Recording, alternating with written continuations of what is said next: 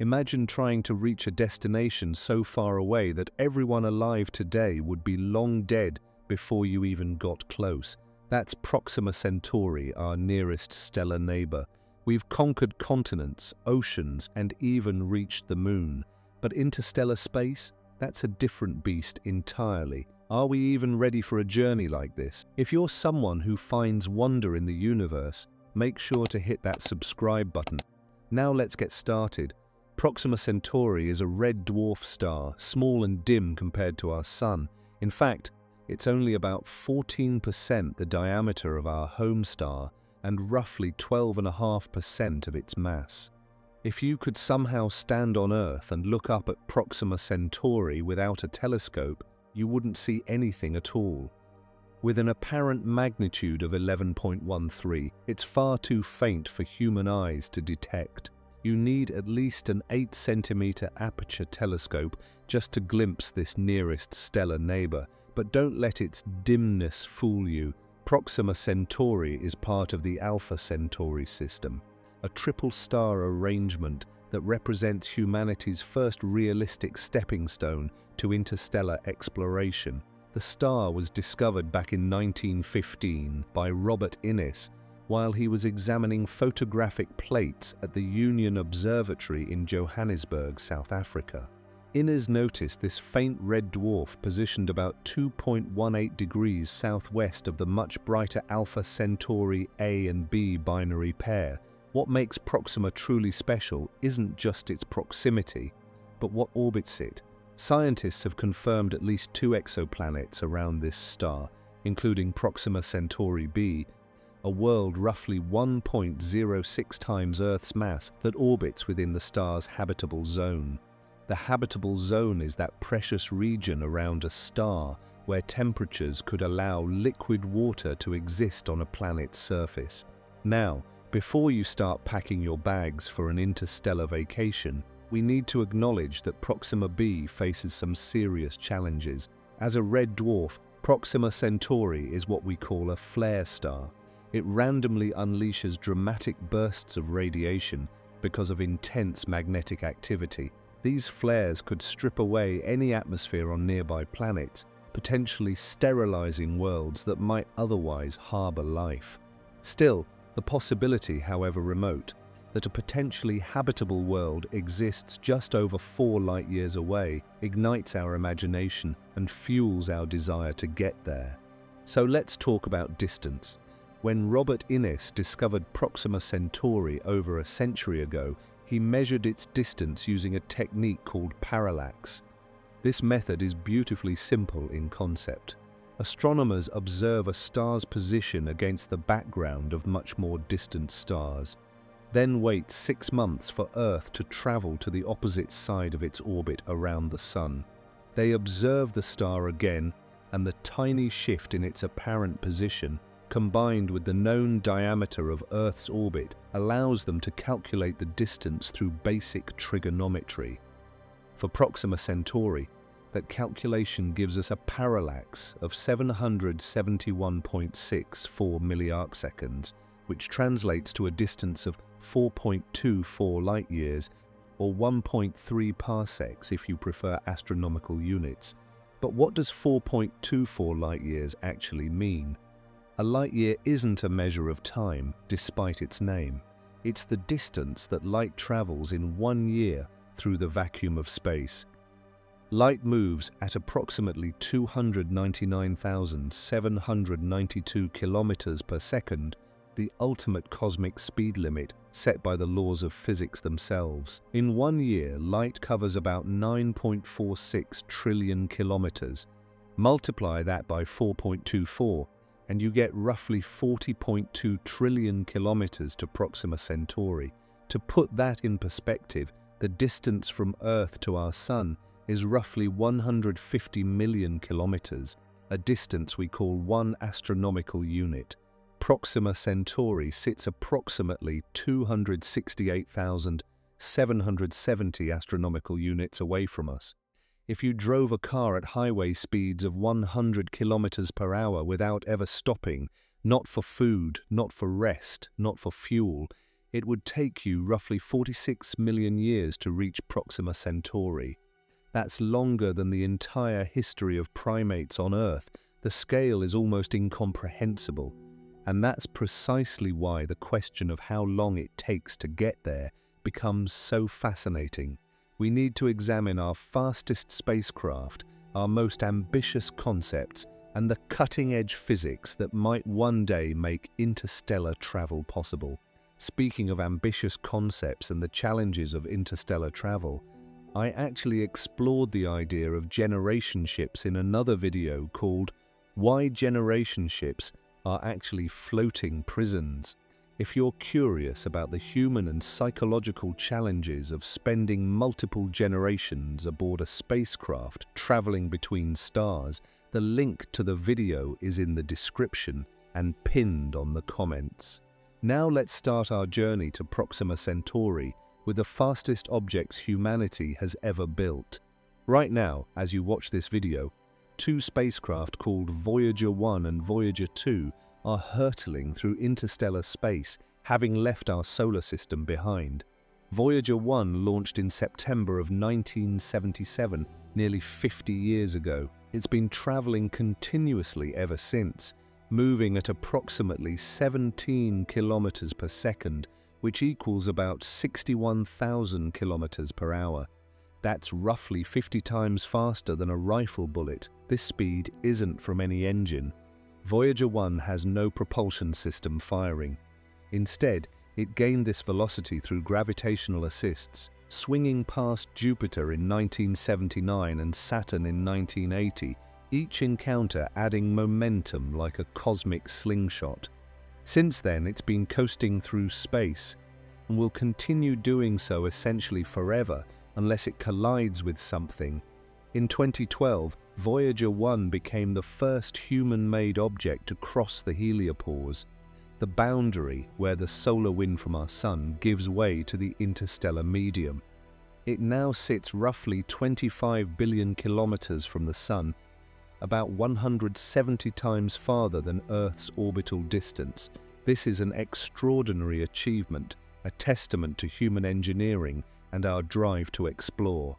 The spacecraft was built with 1970s technology before personal computers became common household items, and it's still returning scientific data today in 2026. But here's the sobering reality.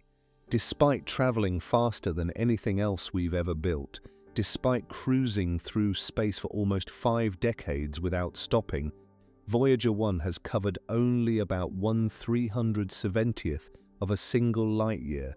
At its current speed of 17 kilometers per second, Voyager 1 would take approximately 73,000 years to reach Proxima Centauri. That's roughly 15 times longer than recorded human history. By the time Voyager 1 arrived, if it were headed in that direction, which it isn't, our civilization would be unrecognizable if it still existed at all. Voyager 2, launched a few weeks before Voyager 1 but on a slower trajectory, faces similar timescales. These missions, magnificent as they are, demonstrate why conventional rocket propulsion simply cannot solve the problem of interstellar travel. The vast gulf between stars isn't just a challenge. With current technology, it's an insurmountable barrier, but Voyager isn't our fastest spacecraft anymore. That title now belongs to the Parker Solar Probe, a mission with an entirely different objective, but one that showcases what's possible when we push engineering to its limits. Parker Solar Probe launched in 2018 with the goal of studying the Sun's corona, the superheated outer atmosphere that remains one of the great mysteries in solar physics. To accomplish this, the spacecraft needs to dive closer to the Sun than any previous mission, and in doing so, it has become the fastest object humanity has ever created. On December 24, 2024, Parker Solar Probe made history by flying just 3.8 million kilometers above the Sun's surface, hurtling through the solar atmosphere at a staggering 692,000 kilometers per hour. That's approximately 192 kilometers per second, or about 0.064% the speed of light. At that velocity, you could travel from New York to Tokyo in less than a minute. The spacecraft survived temperatures exceeding 1,370 degrees Celsius, protected by a cutting-edge carbon composite heat shield. But before we get too excited about Parker's speed, we need to understand an important detail about how it achieves this velocity. Parker Solar Probe isn't powered by some revolutionary engine. Instead, it uses gravity, specifically the Sun's immense gravitational pull, to accelerate. The spacecraft follows a highly elliptical orbit, diving close to the Sun at perihelion and then swinging far out before returning. At its closest approach, it's essentially falling toward the Sun, converting gravitational potential energy into kinetic energy, reaching those incredible speeds. However, as Parker swings back out to the far end of its orbit, it slows down considerably. Its average speed over the entire orbit is much lower than that peak velocity. More critically, this strategy only works because the spacecraft is moving within the Sun's gravitational well. If you tried to send Parker to another star, moving away from the Sun, it would lose speed rather than gain it. Gravity would work against you instead of for you.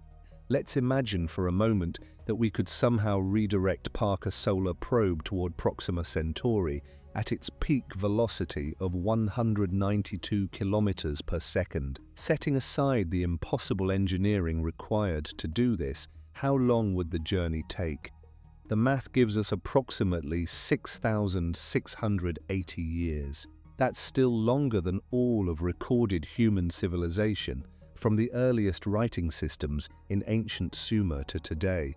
It's an improvement over Voyager, certainly, but it's still hopelessly impractical for any mission we can realistically envision. These numbers reveal a fundamental truth about space travel that science fiction often glosses over.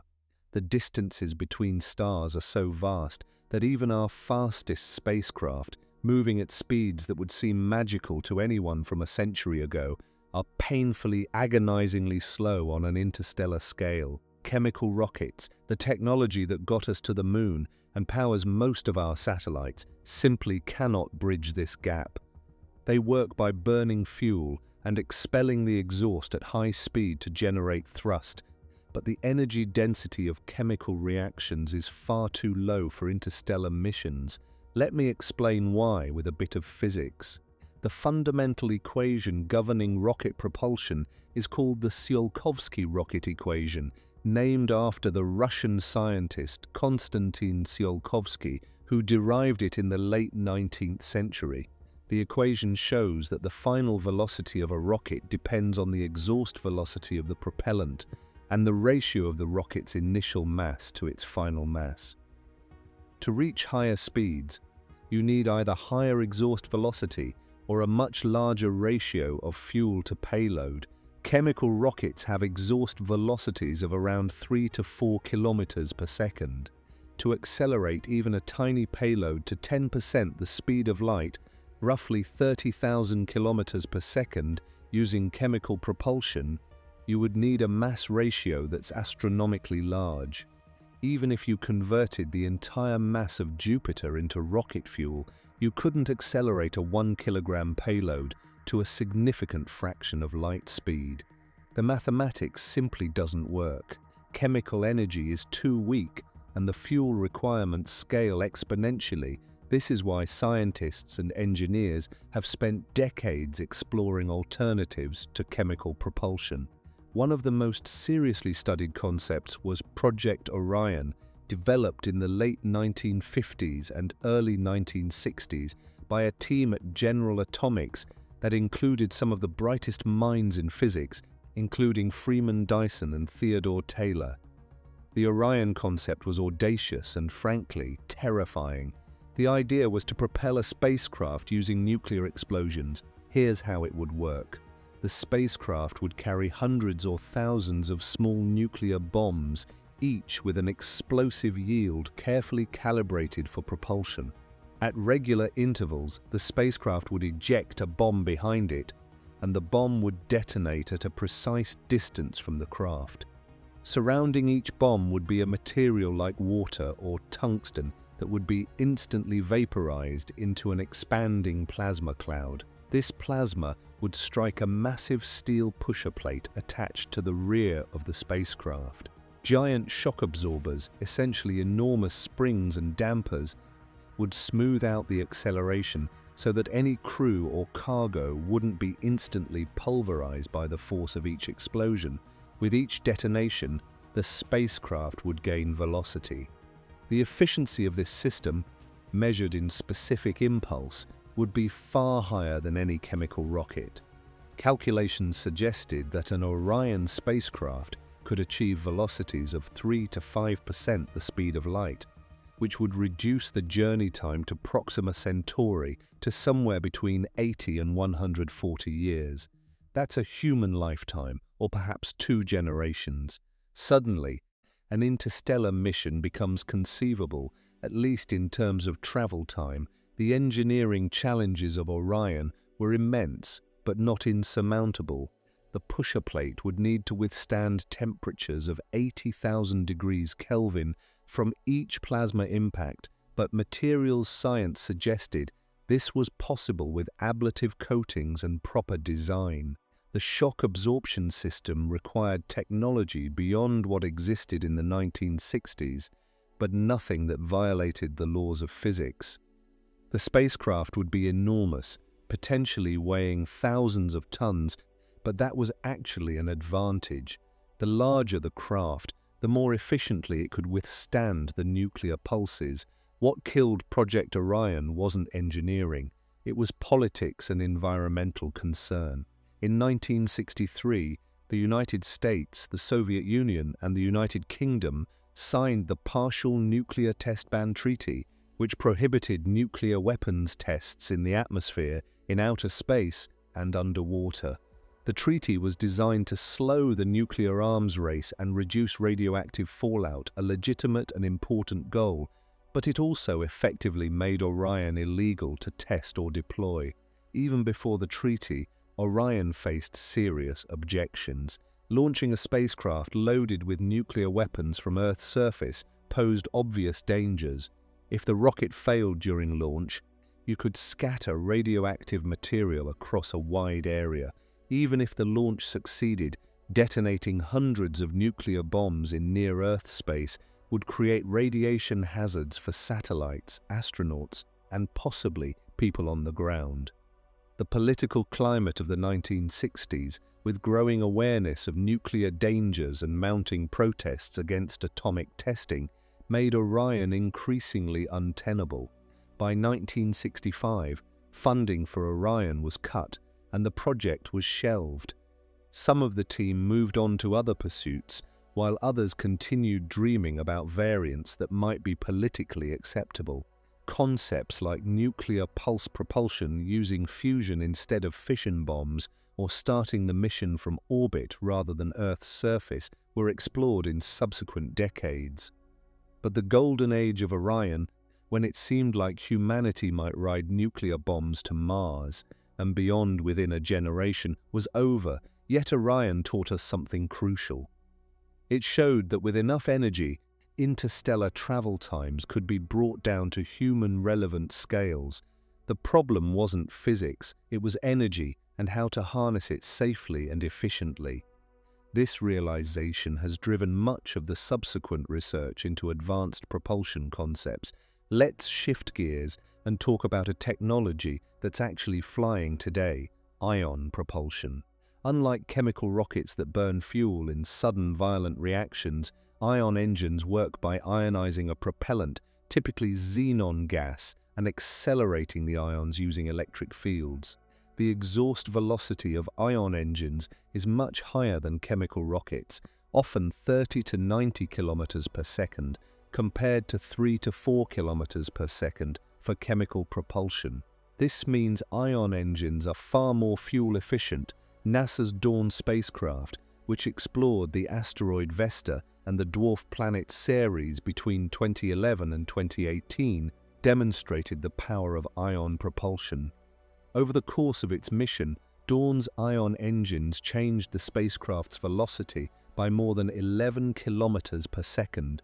A chemical rocket with the same mass of propellant couldn't come close to that performance. Dawn could spiral into orbit around Vesta, conduct its scientific studies, then leave and travel to Ceres, something that would be impossible with chemical propulsion alone. But Dawn also illustrates the limitations of ion drives for interstellar missions. The thrust from an ion engine is tiny, measured in millinewtons, roughly equivalent to the weight of a few coins. Dawn's ion engine could run continuously for months or years, gradually building up velocity, but its absolute speed remained modest. The spacecraft's velocity relative to the Sun peaked at around 20 kilometers per second, similar to Voyager. The fundamental constraint for ion drives is power. To ionize propellant and accelerate it to high speeds requires electrical energy. Dawn generated this power from solar panels that produced about 10 kilowatts at Earth's distance from the Sun. But as you move farther from the Sun toward the outer solar system and beyond, solar panels become less effective. The intensity of sunlight decreases with the square of the distance. By the time you reach Jupiter's orbit, you receive only about 4% as much sunlight as at Earth. By Proxima Centauri, sunlight from our Sun would be essentially non-existent. You could use nuclear power instead. A nuclear reactor could provide consistent power regardless of distance from the Sun. NASA has been developing advanced nuclear electric propulsion concepts that could produce hundreds of kilowatts or even megawatts of power.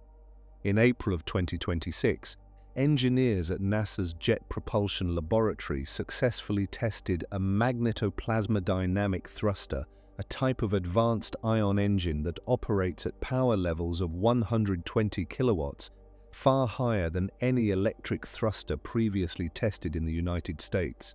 These high-power electric thrusters offer impressive performance. With enough power and propellant, they could theoretically accelerate a spacecraft to perhaps 1% the speed of light over a period of years. That would reduce the journey to Proxima Centauri to around 420 years. Better than Voyager, certainly, but still far longer than a human lifetime. The problem comes back to that eternal constraint, mass. A nuclear reactor powerful enough to drive these advanced thrusters would be heavy. The propellant required for years of continuous acceleration would add even more mass. The spacecraft structure, the payload, the shielding to protect against radiation, it all adds up. And here's the cruel reality of the rocket equation. Every kilogram of mass you add requires more propellant to accelerate, which adds more mass, which requires more propellant in a vicious cycle. To escape this trap, we need to think differently.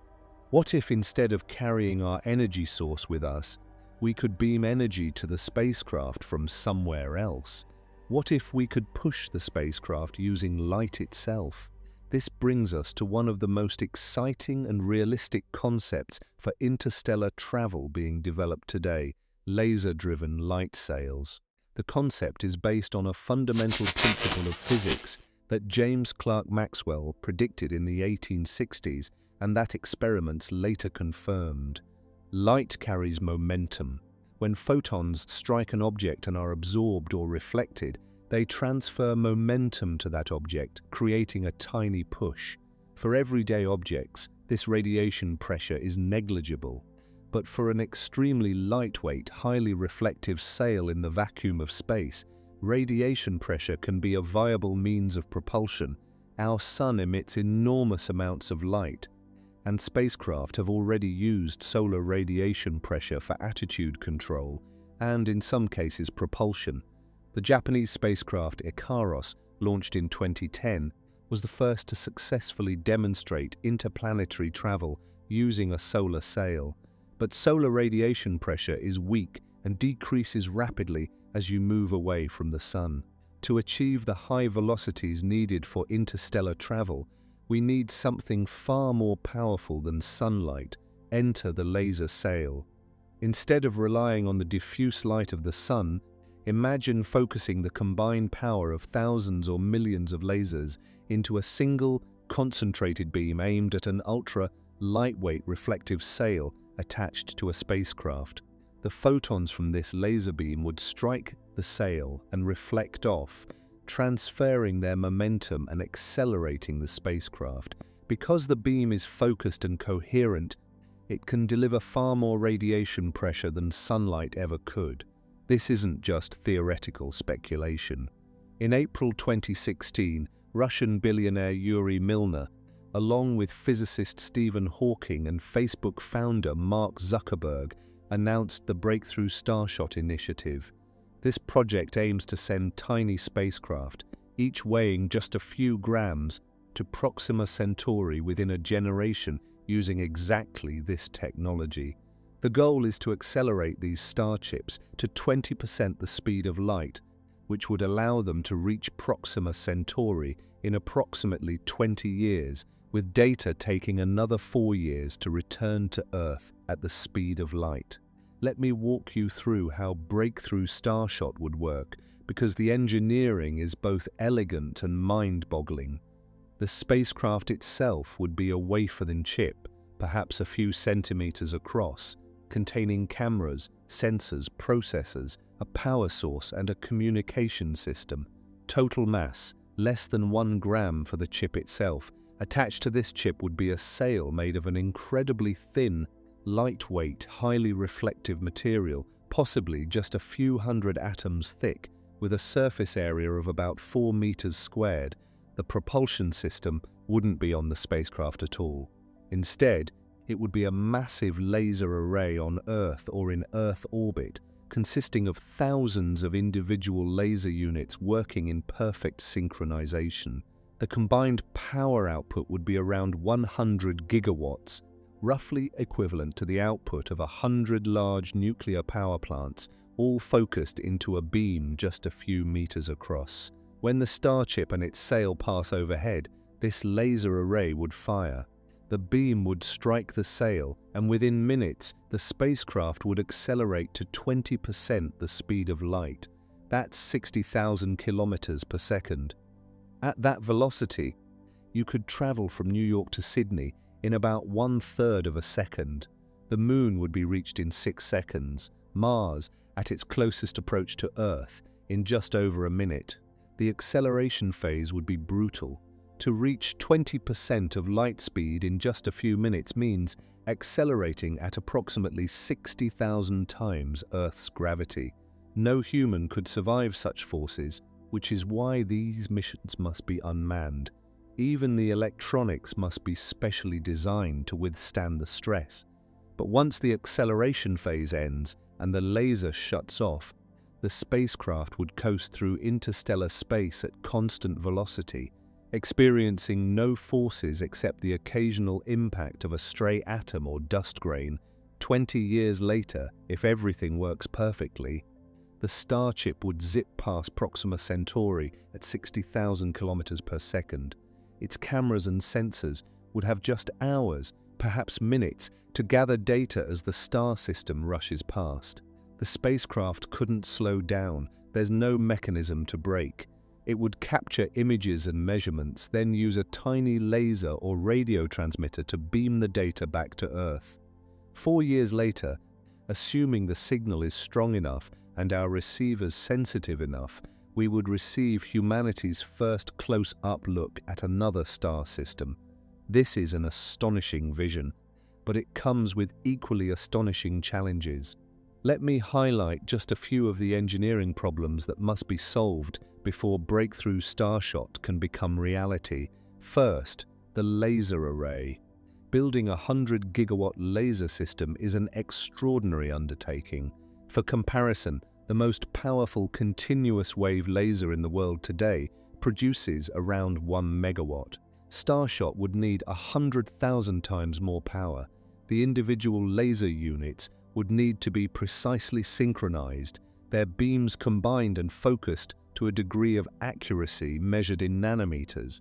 Any misalignment, any fluctuation in power could miss the sail entirely or heat it unevenly, causing the spacecraft to tumble or vaporize. The energy requirements are staggering. Firing the array for even a few minutes at 100 gigawatts would consume enormous amounts of electricity. You'd need dedicated power plants, energy storage systems capable of delivering that power on demand, and cooling systems to prevent the lasers from overheating. The cost of building and operating such a system would be measured in billions, possibly tens of billions of dollars. Second, the sail itself. To withstand the intense radiation pressure without being destroyed, the sail must be incredibly thin and lightweight, yet also strong and reflective. It needs to reflect more than 99.9% of the laser light. Any absorbed energy would heat the sail to thousands of degrees and cause it to disintegrate. The material must also be mechanically stable, maintaining its shape under acceleration forces that would tear apart conventional materials. Researchers are exploring materials like graphene, carbon nanotubes, and advanced metamaterials that might meet these requirements. Some of the most promising candidates are engineered structures with features smaller than the wavelength of light, designed to reflect specific laser wavelengths with extraordinary efficiency. But manufacturing such materials at scale, creating sails several meters across with uniform properties, remains an unsolved problem. Third, guidance and stability. As the spacecraft accelerates, even the tiniest imperfection in the sail's shape or reflectivity could cause it to drift off course. At 20% light speed, a deviation of just 1 degree would cause the spacecraft to miss Proxima Centauri by trillions of kilometers. The sail must remain perfectly oriented toward the laser beam during the entire acceleration phase, which means it needs some form of attitude control. But adding thrusters or reaction wheels would increase mass, reducing the achievable velocities. Some proposals suggest using the shape of the sail itself, carefully engineered, so that the radiation pressure naturally stabilizes the spacecraft's orientation. Others suggest using tiny amounts of ablative material that can be selectively vaporized to create corrective thrusts. These are clever ideas, but they remain untested at the scales and speeds required for Starshot. Fourth, communication. Once the Starship reaches Proxima Centauri, it must transmit data back across 4.24 light-years of space. Radio signals and laser communications both weaken with distance according to the inverse square law. By the time a signal crosses interstellar space, it's incredibly faint. The spacecraft's transmitter would need to be surprisingly powerful for its size, and Earth's receivers would need to be extraordinarily sensitive. The Starship might use a small onboard laser to send data, with the sail itself acting as a mirror or lens to focus the beam toward Earth. But powering this laser for the hours or days needed to transmit gigabytes of data requires energy. The spacecraft might carry a tiny radioactive power source, or perhaps it could harvest energy from the ambient starlight, but neither option is straightforward at gram-scale masses. Fifth, and perhaps most daunting, is the problem of interstellar dust and gas. Space isn't a perfect vacuum. Even in the regions between stars, there are atoms and molecules, mostly hydrogen, at densities of about 1 atom per cubic centimeter. At 20% the speed of light, collisions with these particles become serious hazards. When a starship traveling at 60,000 kilometers per second hits a hydrogen atom, the relative kinetic energy of the collision is enormous. The hydrogen atom strikes with the energy of a particle in a high-energy physics experiment. Each collision releases a tiny burst of radiation, eroding the sail and damaging the electronics. Over the course of a 20-year journey, the spacecraft would collide with trillions of atoms. Larger particles pose an even greater danger. A grain of dust just a micrometer across, weighing less than a nanogram, would hit the spacecraft with the energy of an exploding grenade. A pebble would be catastrophic. To survive the journey, the sail and spacecraft must either be incredibly robust, able to self-heal from micrometeorite impacts, or the design must incorporate some form of shielding. Both approaches add mass and complexity. Despite these challenges, the physics of laser-driven light sails is sound, and many of the technological hurdles are being actively researched. Breakthrough Starshot has funded studies on sail materials, laser systems, spacecraft miniaturization, and communication techniques. In 2024, a team at MIT successfully tested a prototype Starship design that integrated sensors, processors, and a communication system onto a single chip weighing less than 2 grams. Other teams have demonstrated laser arrays with power outputs in the kilowatt range, synchronized across multiple units. Progress is being made, but we're still decades away from launching the first Starshot mission. Optimistic estimates suggest that if funding and development continue at the current pace, a demonstration mission might launch in the 2040s or 2050s. A full-scale mission to Proxima Centauri could follow in the latter half of this century. But let's pause and consider what this means.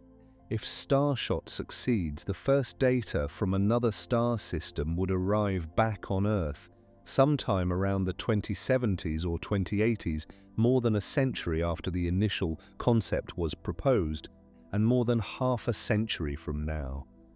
The people who conceived this project, including Stephen Hawking, who passed away in 2018, will not live to see its fruition.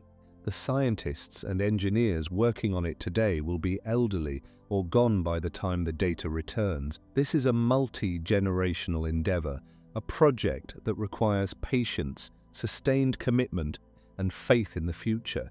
And even if Starshot works perfectly, it only gives us a flyby. The spacecraft races through the Proxima Centauri system in a matter of hours, capturing snapshots and measurements before vanishing into the void. There's no opportunity to orbit, to study the planets in detail, to search for signs of life over months or years. For that, we would need a mission capable of slowing down when it arrives. Slowing down is, in some ways, even harder than speeding up. If you accelerate using a laser beam from Earth, you can't use the same beam to decelerate when you arrive at your destination 4 light-years away. The beam would be impossibly diffuse by that distance. You would need a second laser array at Proxima Centauri to slow you down, and since we haven't sent anyone there yet to build one, that's not an option. Alternative deceleration methods have been proposed. One idea is to use the light from Proxima Centauri itself. As the spacecraft approaches the star, it could deploy a large sail and use radiation pressure from the star's light to slow down.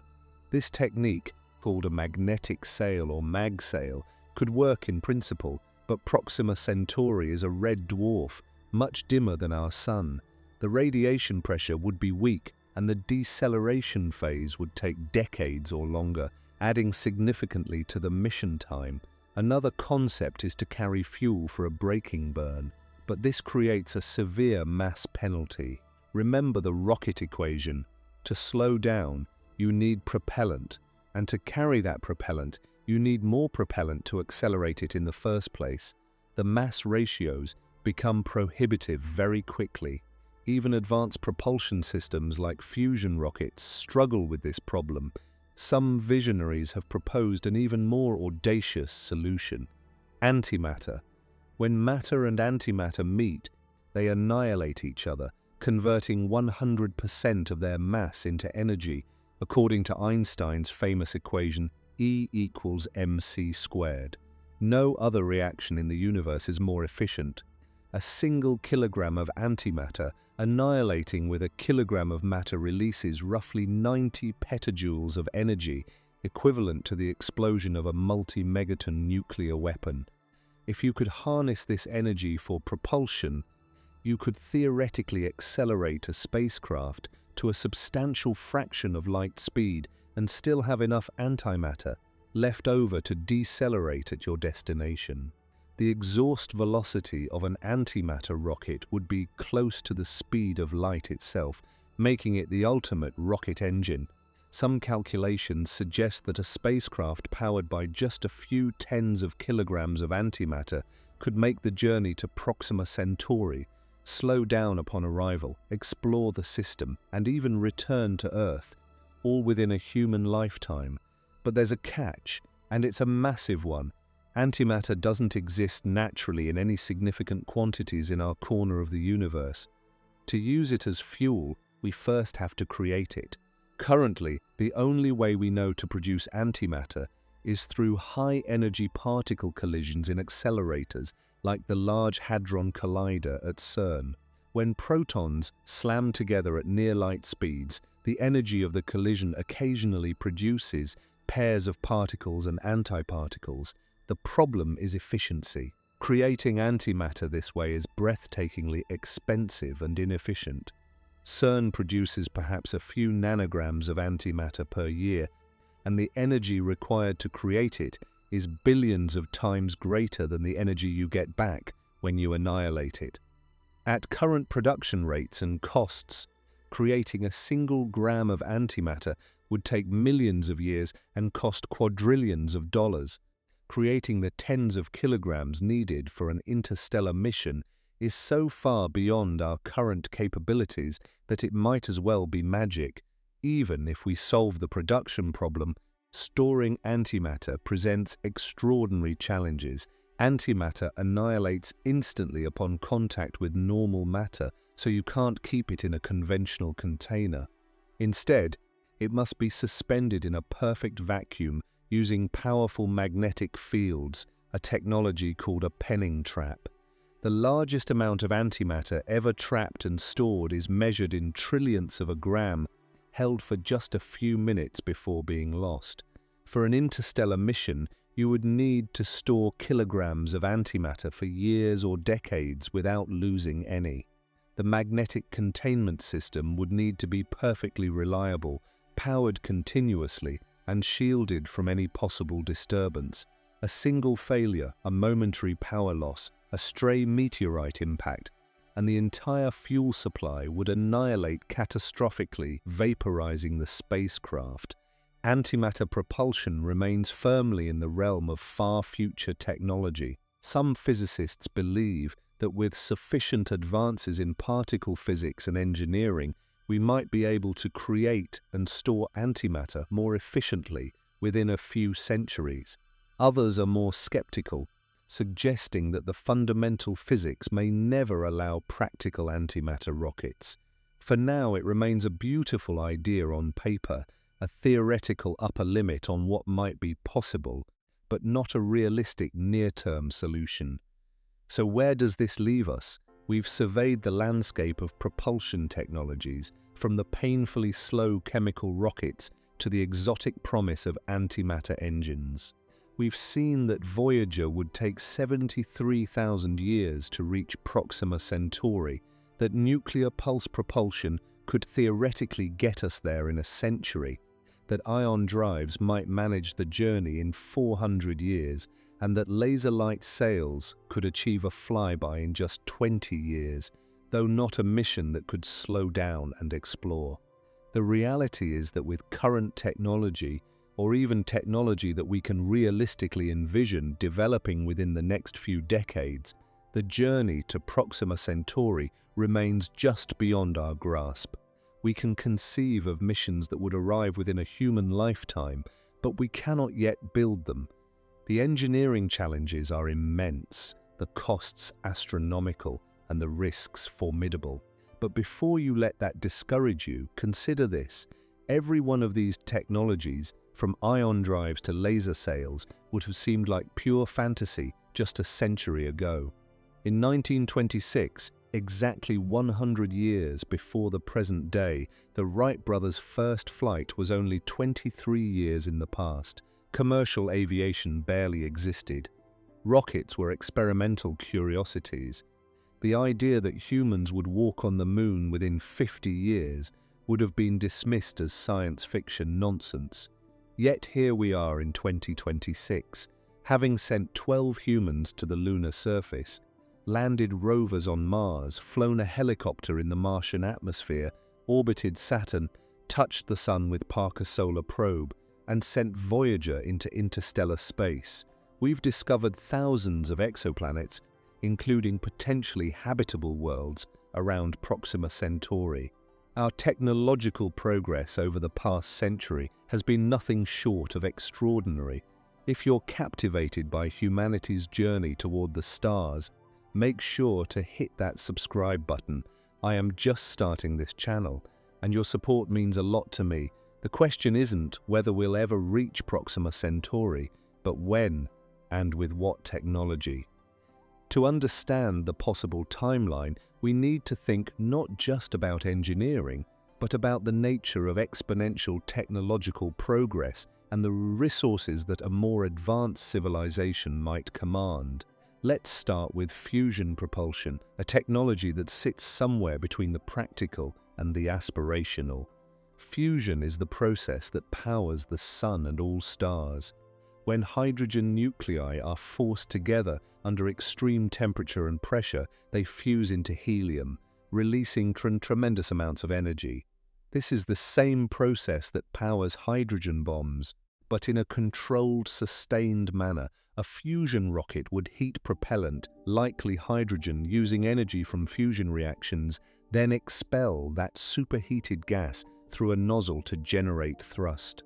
The exhaust velocity could be hundreds of kilometers per second, far higher than any chemical rocket. With a fusion engine, a spacecraft could accelerate continuously for months or years, building up velocities of several percent of light speed. Several concepts for fusion rockets have been studied in detail. One of the most thoroughly analyzed is the Daedalus project, conducted by the British Interplanetary Society between 1973 and 1978. Daedalus was a two-stage unmanned spacecraft designed to reach Barnard's star, 6 light-years away. Within 50 years, the Daedalus design used inertial confinement fusion. Tiny pellets of deuterium and helium-3 would be injected into a reaction chamber at a rate of 250 per second. Electron beams would compress and heat each pellet until it underwent fusion, releasing a burst of charged particles. A magnetic field would direct these particles out the back of the spacecraft, generating thrust. The engineering was impressive in its audacity. The first stage would burn for just over 2 years, accelerating the spacecraft to 7.1% of light speed. Then the first stage would be jettisoned, and the smaller second stage would ignite, burning for another 1.8 years and boosting the velocity to 12% of light speed. The total mass at launch would be 54,000 tons, most of it fuel, carrying a 500-ton scientific payload. At 12% light speed, Daedalus would reach Proxima Centauri in approximately 35 to 40 years. Like breakthrough Starshot, it would be a flyby mission, unable to slow down. The spacecraft would gather data for a few days as it passed through the star system, then transmit the information back to Earth over the following 4 years. Daedalus was never built. One of the major obstacles was helium-3, a rare isotope of helium that would serve as fuel. Helium-3 is extremely scarce on Earth, though it exists in larger quantities on the Moon and in the atmospheres of the gas giant planets. The Daedalus mission would require several thousand tons of helium-3, which would necessitate either mining the Moon on an industrial scale or skimming the atmosphere of Jupiter or Saturn. Even setting aside the fuel problem, Daedalus required fusion technology far beyond what we possess today. Despite decades of research and billions of dollars invested, we have not yet achieved sustained, controlled fusion that produces more energy than it consumes. The latest generation of experimental fusion reactors, like ITER, currently under construction in France, and the National Ignition Facility in the United States, which achieved fusion ignition in December 2022, are making progress, but we're still years, perhaps decades, from fusion power plants, let alone compact fusion rockets. Still, many scientists believe that fusion propulsion is achievable within this century. If we crack the fusion problem for power generation on Earth, adapting the technology for spacecraft engines becomes a matter of engineering rather than fundamental physics. A civilization with mature fusion technology could build something like Daedalus and mount credible interstellar missions with travel times measured in decades rather than millennia. But even fusion has its limits. To reach truly high velocities, a significant fraction of light speed, you run into problems with mass ratios and fuel requirements that are difficult to overcome.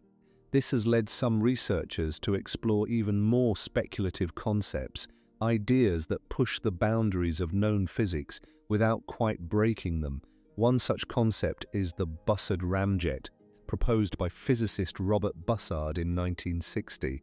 The ramjet is an elegant solution to the fuel problem. Don't carry fuel at all. Instead, scoop it up as you go. Space isn't a perfect vacuum.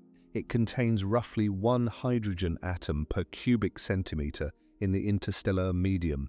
A ramjet would use enormous electromagnetic fields, perhaps thousands of kilometers across, to funnel this hydrogen into a fusion reactor at the heart of the spacecraft. The hydrogen would be compressed and heated until it fuses, releasing energy that propels the spacecraft forward. As the spacecraft accelerates, it encounters more hydrogen per unit time, allowing the reactor to produce more power and more thrust. In principle, a ramjet could accelerate continuously, eventually reaching a substantial fraction of light speed, perhaps 30 to 50% or even higher. The beauty of the Bussard ramjet is that it doesn't require carrying fuel for the cruise phase of the journey. You would need some initial fuel to accelerate to a speed where the ramjet becomes efficient. But once operational, the spacecraft becomes self-sustaining. In theory, you could explore the entire galaxy with a single spacecraft, hopping from star to star, spending years or decades in each system before moving on. But the ramjet has serious problems, and as physicists have examined the concept more carefully over the decades, many have concluded it may be fundamentally unworkable. The first problem is the density of interstellar hydrogen. 1 atom per cubic centimeter sounds like very little, and it is. To collect meaningful amounts of hydrogen, your electromagnetic scoop would need to be truly enormous, with a collection area measured in millions of square kilometers. Creating and maintaining such vast electromagnetic fields would require tremendous amounts of power. Some calculations suggest that the power needed to operate the scoop would exceed the power you could extract from fusing the collected hydrogen, especially at lower velocities. This creates a catch-22. The ramjet doesn't become efficient until you're already moving at a significant fraction of light speed, but you can't reach those speeds using the ramjet itself. The second problem is drag. As your spacecraft plows through the interstellar medium at high velocity, the collisions with hydrogen atoms create resistance, just like air resistance for a car or airplane. At relativistic speeds, this drag becomes substantial. Some analyses suggest that for certain ramjet designs, the drag from collecting hydrogen would exceed the thrust produced by fusing it. Instead of accelerating, the spacecraft would slow down. There are potential solutions to these problems. Variant designs like the Bussard-Whitmire ramjet or catalyzed fusion ramjets attempt to improve efficiency, and some physicists have proposed using the collected hydrogen not for fusion but for matter-antimatter annihilation, though this brings us back to the problem of where to get the antimatter. Other concepts suggest using the ramjet only for deceleration, not acceleration, which avoids some of the drag issues. Despite these challenges, the ramjet remains an intellectually fascinating concept. It represents a different way of thinking about space travel, one that uses the environment itself as a resource rather than treating space as an empty void to be crossed. Even if the original Bussard design doesn't work, the principle might inspire future technologies that we can't yet imagine. Another speculative but scientifically grounded concept is the solar sail's more powerful cousin, the magnetic sail or magsail. Instead of reflecting light, a magsail creates a large magnetic field that interacts with the charged particles of the solar wind, or, in interstellar space, the sparse plasma of the interstellar medium. As these charged particles are deflected by the magnetic field, they transfer momentum to the spacecraft, providing thrust. A magsail could be used within our solar system to accelerate using the sun's solar wind, which consists of charged particles streaming outward at speeds of 300 to 700 kilometers per second. Unlike a light sail, which becomes less effective with distance from the sun, a magsail might maintain some efficiency even in the outer solar system where the solar wind remains relatively strong. For interstellar missions, a magsail could potentially be used for deceleration. As the spacecraft approaches its destination star, the magsail would deploy and interact with that star's stellar wind, gradually slowing the spacecraft over a period of years or decades. This would allow for an orbital mission rather than just a flyby, opening up possibilities for detailed exploration. The engineering challenges are, once again, formidable. Creating a magnetic field large enough to be useful requires either enormous superconducting coils or innovative plasma-based field generation techniques.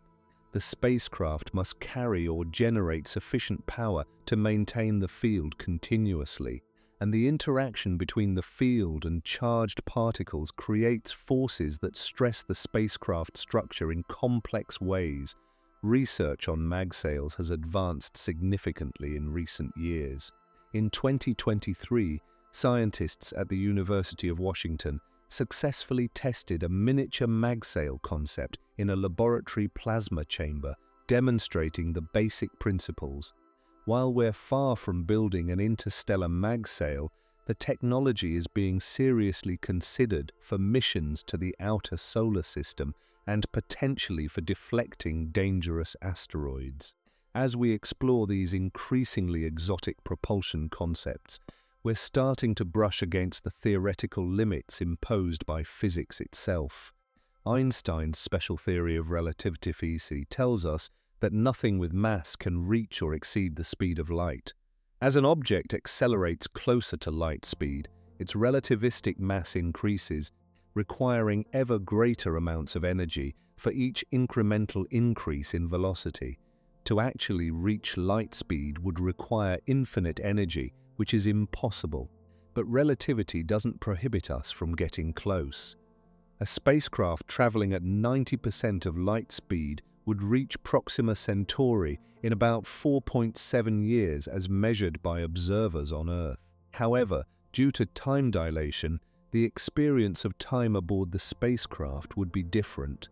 At 90% of light speed, time aboard the ship passes at about 44% the rate of time on Earth. So while Earth observers measure a 4.7-year journey, the travelers would experience only about 2 years. This time dilation effect becomes more pronounced as you approach light speed. At 99% of light speed, the journey to Proxima Centauri would take 4.3 years of Earth time, but only about 7 months for the travelers.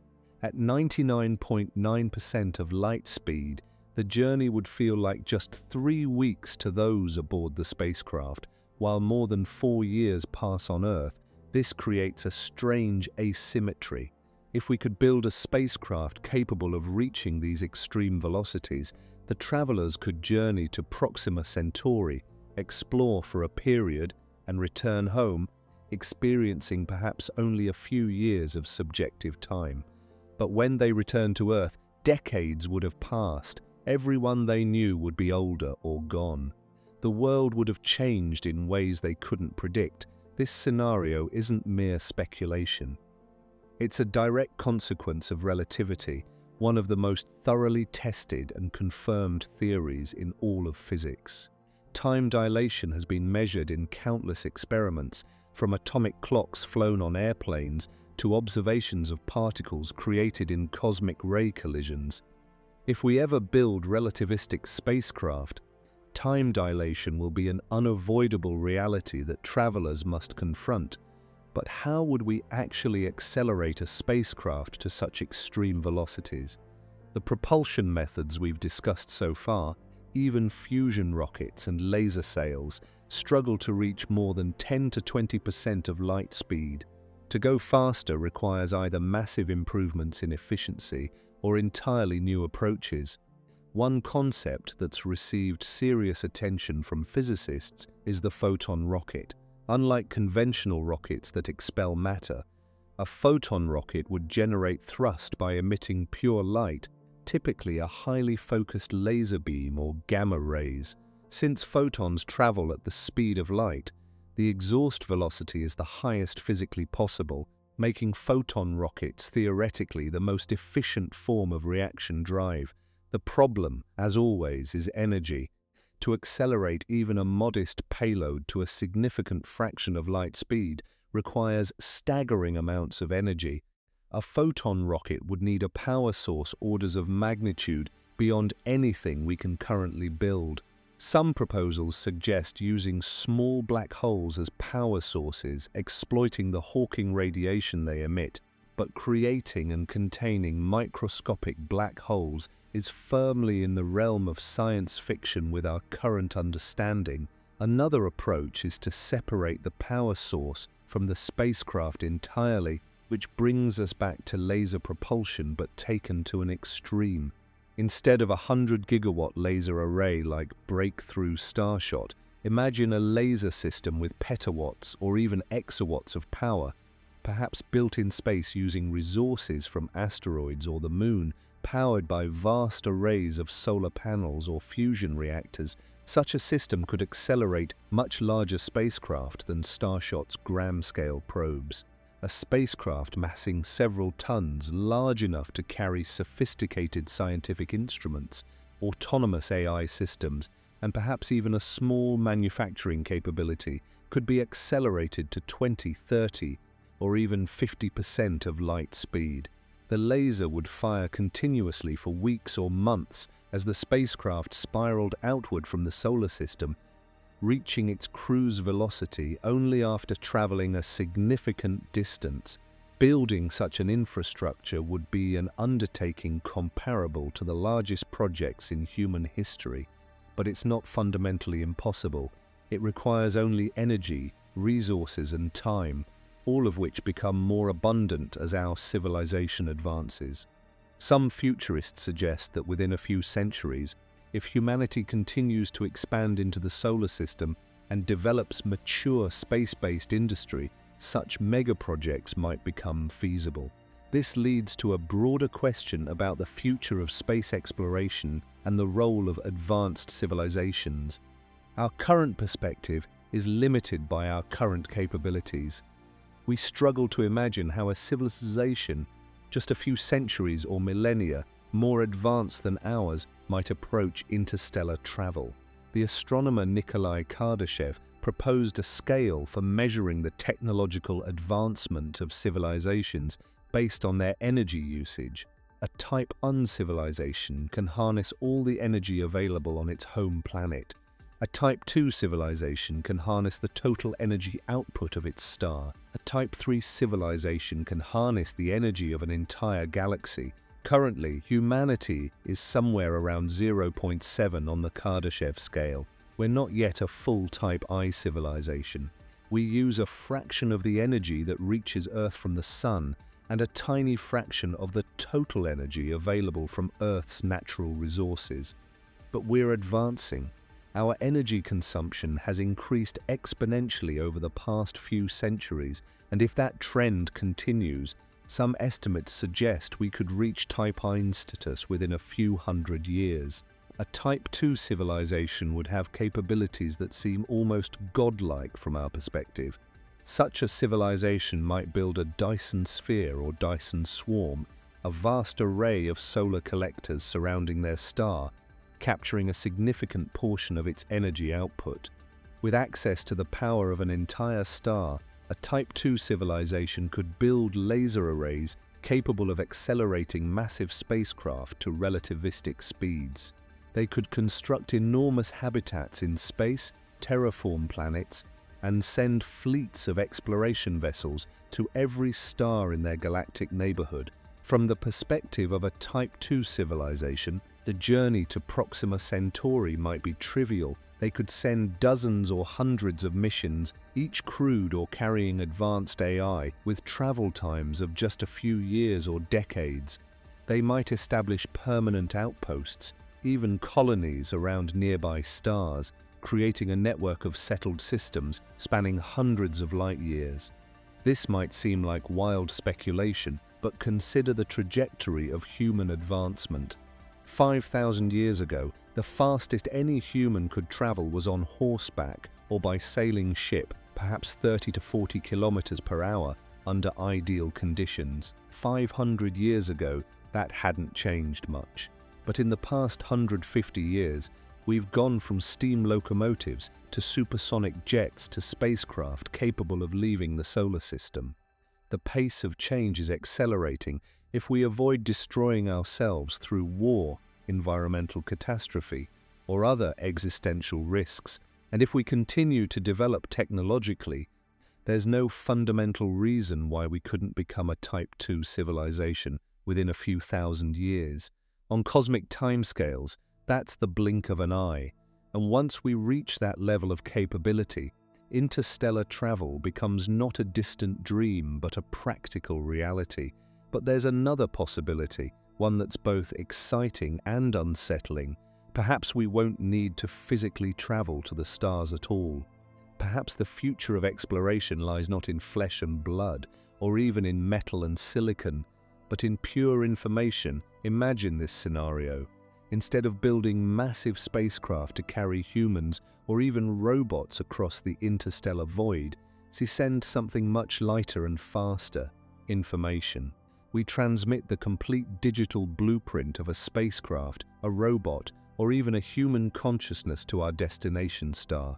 Upon arrival, that information is used by automated systems already in place to reconstruct the original entity. This is the concept of data-driven exploration or transmitted exploration, and it represents a radically different approach to interstellar travel.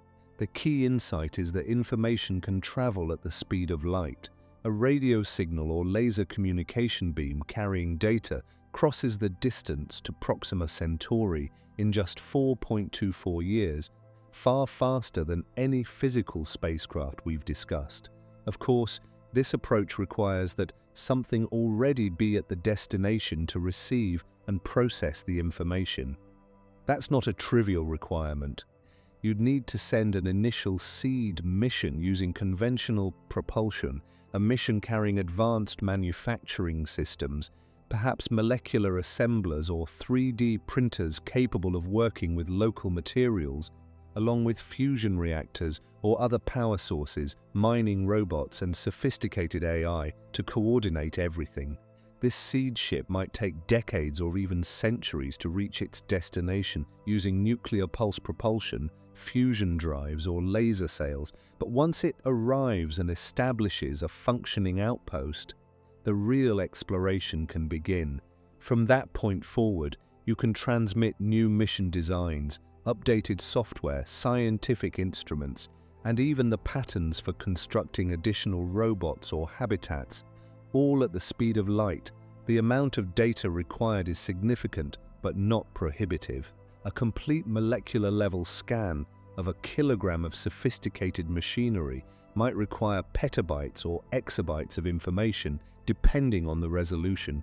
Transmitting that much data across interstellar distances would require powerful transmitters and long transmission times, but it's fundamentally feasible with advanced technology. Some futurists take this concept even further, proposing that we could transmit human consciousness itself. If the human mind is ultimately a pattern of information encoded in the structure and activity of the brain, and if we develop the technology to scan that pattern with sufficient fidelity, then in principle we could transmit a human mind as data and reconstruct it at the destination. This raises profound philosophical questions. Would a reconstructed mind be the same person or a copy? If you transmit your mind to Proxima Centauri and it's instantiated there, are you now in two places? If the original version of you on Earth continues to exist, which one is the real you? These are not just academic puzzles, they cut to the heart of personal identity and consciousness. Setting aside the philosophical implications, the technical challenges of mind uploading are immense.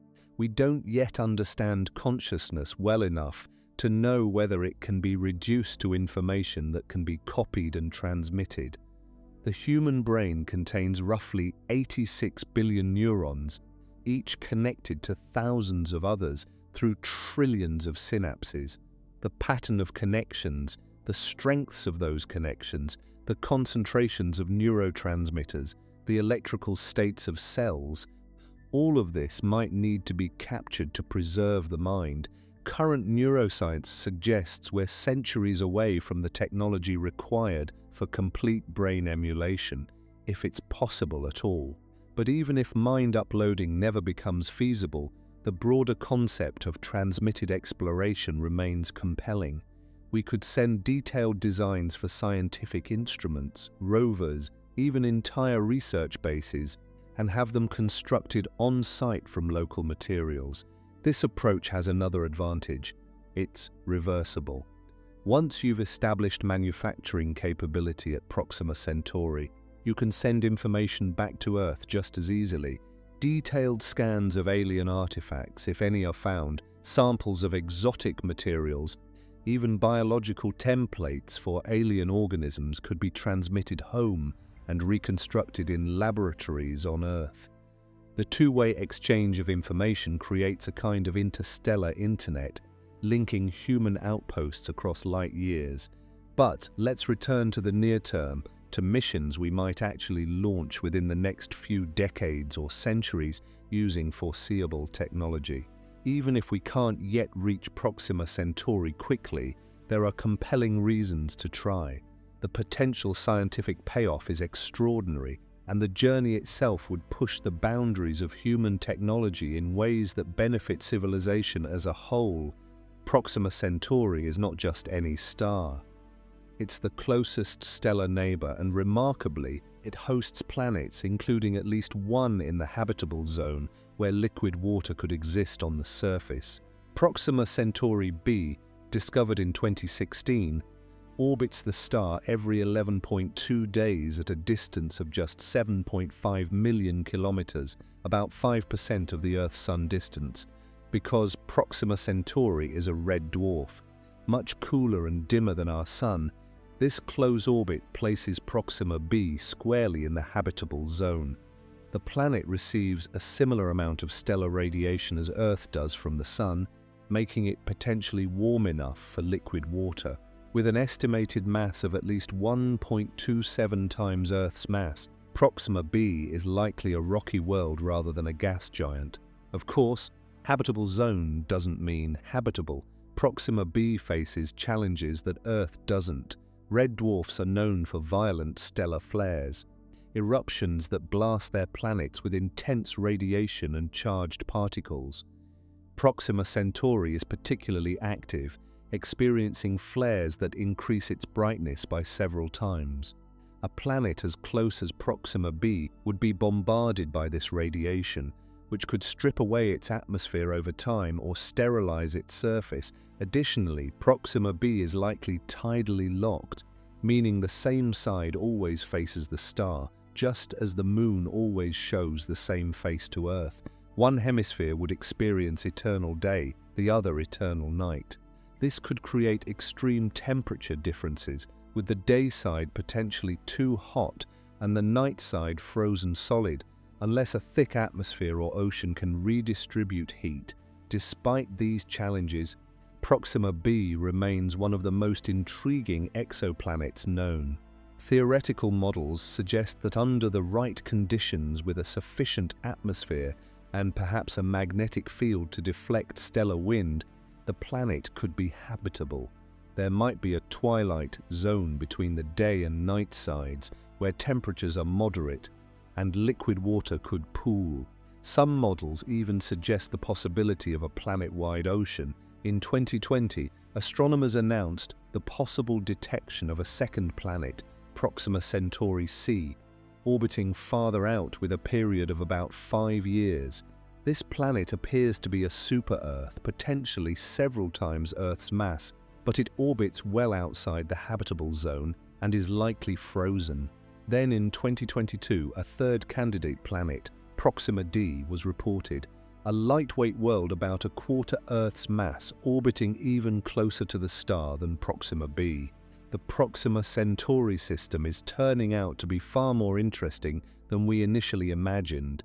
Instead of a lonely red dwarf, we have a multi-planet system, possibly with habitable worlds, right on our cosmic doorstep.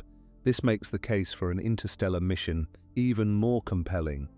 Imagine the scientific return from close-up observations, atmospheric analysis, surface mapping, perhaps even detection of biosignatures, chemical signs of life. If life exists on Proxima b, it would answer one of humanity's most profound questions: are we alone in the universe? Even simple microbial life would be a monumental discovery, confirming that life can arise independently on different worlds. And if Proxima b harbors complex life, ecosystems shaped by the strange environment of a red dwarf star, it would revolutionize biology and give us our first glimpse of alien biodiversity. Even if Proxima b is lifeless, studying the planet would teach us volumes about planetary formation, atmospheric evolution, and the limits of habitability. Every data point helps refine our understanding and guides the search for life elsewhere. The galaxy contains hundreds of billions of red dwarfs, stars like Proxima Centauri. If we understand what makes their planets habitable or barren, we can better assess where to search for life in the wider universe. Beyond the scientific motivation, there's also a philosophical and even spiritual dimension to interstellar exploration. For as long as humans have existed, we've looked up at the stars and wondered.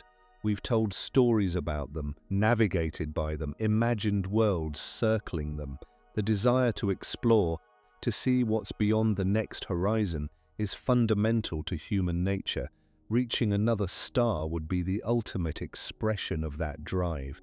It would represent a milestone in the human journey, a transition from a species confined to a single star system to one with a foothold, however small, among the stars. It would inspire generations, just as the Apollo moon landings inspired millions in the 1960s and 70s. There's also a practical argument. In the very long term, the survival of human civilization may depend on spreading beyond Earth, even beyond our solar system. The sun will not shine forever. In about 5 billion years, it will exhaust its hydrogen fuel and expand into a red giant engulfing Mercury, Venus, and possibly Earth. Long before that, increasing solar luminosity will make Earth uninhabitable, perhaps in as little as 500 million to 1 billion years.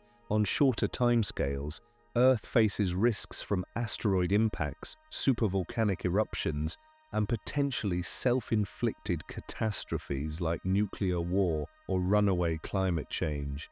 Having settlements on other worlds, even in other star systems, provides insurance against these existential threats. If humanity exists in only one place, we remain vulnerable to a single catastrophic event. Spreading to multiple star systems makes our long-term survival far more likely. Of course, we're not going to colonize Proxima Centauri within our lifetimes, or even within the lifetimes of our great-great-grandchildren. The journey is too long and the challenges too great with current technology. But starting now, taking the first steps, launching the first probes, developing the necessary technologies, that's within reach. and each step brings the ultimate goal closer. So what might a realistic roadmap look like for reaching Proxima Centauri?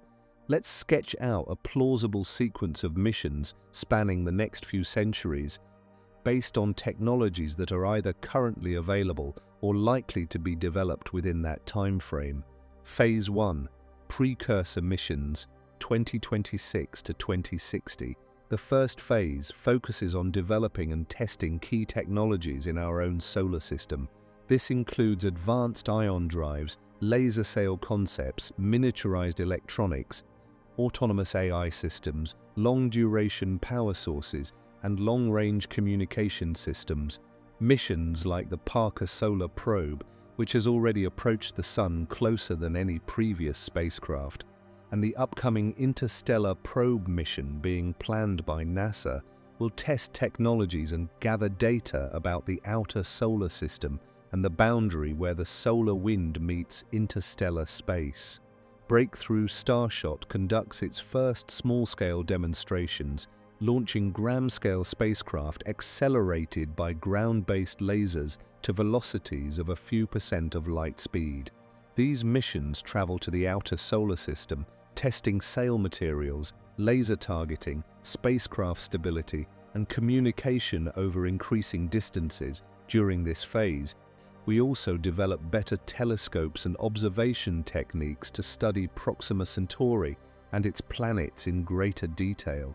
Ground-based telescopes equipped with adaptive optics, space telescopes positioned at gravitational focus points, and interferometry networks combining multiple telescopes work together to create increasingly detailed images and spectra of Proxima b. By the 2040s and 50s, we might be able to detect atmospheric composition, identify the presence or absence of water vapor, oxygen, or methane, and even map large-scale surface features. This reconnaissance informs the design of future missions, telling us what instruments to send and what questions to prioritize. Phase 2. Technology Demonstration Missions, 2060 to 2100. The second phase sees the launch of the first true interstellar precursor missions, spacecraft specifically designed to test technologies for the Proxima Centauri journey. Though not necessarily aimed at Proxima itself, a nuclear pulse propulsion demonstrator might be launched, perhaps using a scaled-down Orion design with modern nuclear devices.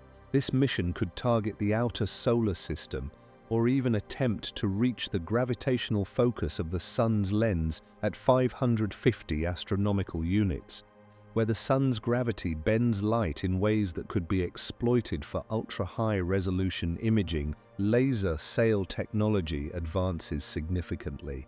By the 2070s or 80s, a more ambitious Starshot-class mission launches, this time with spacecraft massing perhaps 10 to 100 grams rather than just 1 gram.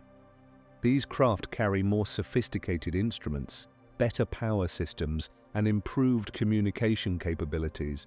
Some might be aimed at nearby stars as test missions, while others perform detailed surveys of objects in the Oort cloud, or even attempt close passes of interstellar objects passing through our solar system. Fusion propulsion research reaches maturity. The first fusion power plants come online on Earth in the 2050s or 60s, and by the 2080s, experimental fusion drives are tested in space. These early drives are inefficient and massive, but they prove the concept and identify engineering challenges to be solved. Artificial intelligence advances to the point where autonomous spacecraft can make complex decisions, navigate unforeseen obstacles, conduct scientific research independently, and even repair themselves using onboard manufacturing capabilities. This is crucial because communication delays to Proxima Centauri mean that real-time control from Earth is impossible. Phase 3. First interstellar probes, 2100 to 2150. By the early 22nd century, humanity is ready to launch its first dedicated missions to Proxima Centauri. These are likely to be fast flyby missions using laser sail technology, similar to breakthrough Starshot but more advanced. The first wave consists of dozens or even hundreds of small probes, each massing perhaps 100 grams to 1 kilogram. They're accelerated to 15 to 20% of light speed by a laser array built in space, perhaps positioned in orbit around the Moon or at a Lagrange point. The laser system, powered by fusion reactors or vast solar panel arrays, operates at petawatt power levels far beyond anything in the 21st century. These probes reach Proxima Centauri in approximately 20 to 28 years of travel time, arriving in the 2120s to 2170s. As they pass through the system at a significant fraction of light speed, they have only hours or days to gather data. High-resolution cameras capture images of Proxima b and the other planets. Spectrometers analyze atmospheric composition. Magnetometers measure magnetic fields. Particle detectors sample the stellar wind. All of this data is immediately transmitted back to Earth using powerful lasers or microwave transmitters. The signals take 4.24 years to reach home, arriving in the 2120s to 2180s. The data return revolutionizes our understanding of red dwarf planetary systems and may provide the first direct evidence of life beyond Earth. But flyby missions, no matter how sophisticated, can only learn so much. The next step requires missions that can slow down, enter orbit, and study the Proxima system for extended periods. Phase 4. Orbital missions 2150 to 2250. Developing an orbital mission to Proxima Centauri is far more challenging than a flyby. The spacecraft must not only accelerate to interstellar velocities, but also decelerate upon arrival.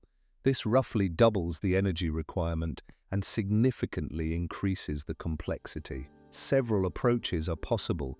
One option is a two-stage laser sail design. The spacecraft consists of a larger forward sail and a smaller rear sail with the payload between them. Partway through the journey, the forward sail separates and deploys an extremely large, lightweight reflector. The laser array back in our solar system continues firing, and the beam reflects off the forward sail back toward the rear sail, which is still attached to the payload. This reflected light pushes against the rear sail, gradually decelerating the spacecraft. The timing and precision required for this maneuver are extraordinary. The forward sail must separate at exactly the right moment, deploy correctly, and maintain precise orientation to reflect the laser beam accurately. Any error means the deceleration fails and the mission becomes an uncontrolled flyby. But if successful, the spacecraft can enter orbit around Proxima Centauri. Another approach uses a hybrid propulsion system. The spacecraft is accelerated by laser sails for the first part of the journey, reaching perhaps 20% of light speed. It then coasts for most of the distance to Proxima. As it approaches the destination, a fusion drive or antimatter engine fires using onboard fuel to decelerate. This requires carrying fuel for the entire journey, which adds mass, but it provides more control and flexibility than the purely passive sail approach. By the 22nd century, fusion technology has matured significantly. Compact fusion reactors provide abundant power, and fusion drives achieve exhaust velocities of several percent of light speed. A mission using fusion for deceleration might carry a fuel supply of deuterium and helium-3, perhaps harvested from the atmosphere of Jupiter or Saturn decades earlier. The first orbital mission launches around 2150 to 2170. It's a substantially larger and more capable spacecraft than the early flyby probes, massing perhaps 10 to 100 tons, most of which is fuel and propulsion systems. The scientific payload includes a suite of instruments, high-resolution cameras, landing probes, atmospheric entry vehicles, and perhaps even sample return capsules. Though returning samples across interstellar distances presents its own daunting challenges, Travel time for this mission might be 40 to 60 years, accounting for a more gradual acceleration and the need to arrive with sufficient velocity control for orbital insertion. It reaches Proxima Centauri in the early 23rd century. Upon arrival, the spacecraft executes a complex deceleration sequence, firing its fusion drive for weeks or months to bleed off velocity. Once captured in orbit around Proxima Centauri, it begins a multi-year observation campaign. It maps all the planets in detail, studies their atmospheres and surfaces, monitors stellar activity and flares, and deploys smaller probes to investigate objects of particular interest. If Proxima b shows signs of habitability or life, the mission deploys atmospheric probes that descend through the planet's atmosphere, analyzing composition, temperature, pressure, and searching for organic compounds. If the planet has oceans, floating buoys might be deployed to study ocean chemistry and currents. If there's a solid surface accessible without lethal radiation, a lander might touch down, the first human-made object to reach the surface of an exoplanet. All of this data streams back to Earth continuously. With a 4.24-year communication lag, scientists on Earth receive data in the mid-23rd century that was collected in the early 23rd century. The time delay is frustrating, but the quality and quantity of data far exceeds anything possible with telescopic observation or flyby missions. Phase 5, Advanced Exploration and Possible Settlement, 2250 onward. By the mid to late 23rd century, humanity's capabilities have expanded dramatically. The solar system is extensively developed. Mining operations extract resources from asteroids and moons. Orbital habitats house millions of people. Fusion power is ubiquitous. Space-based manufacturing produces everything from spacecraft to solar panels to food. The infrastructure exists to support far more ambitious interstellar missions. Instead of single spacecraft, fleets of vessels embark on journeys to Proxima and other nearby stars.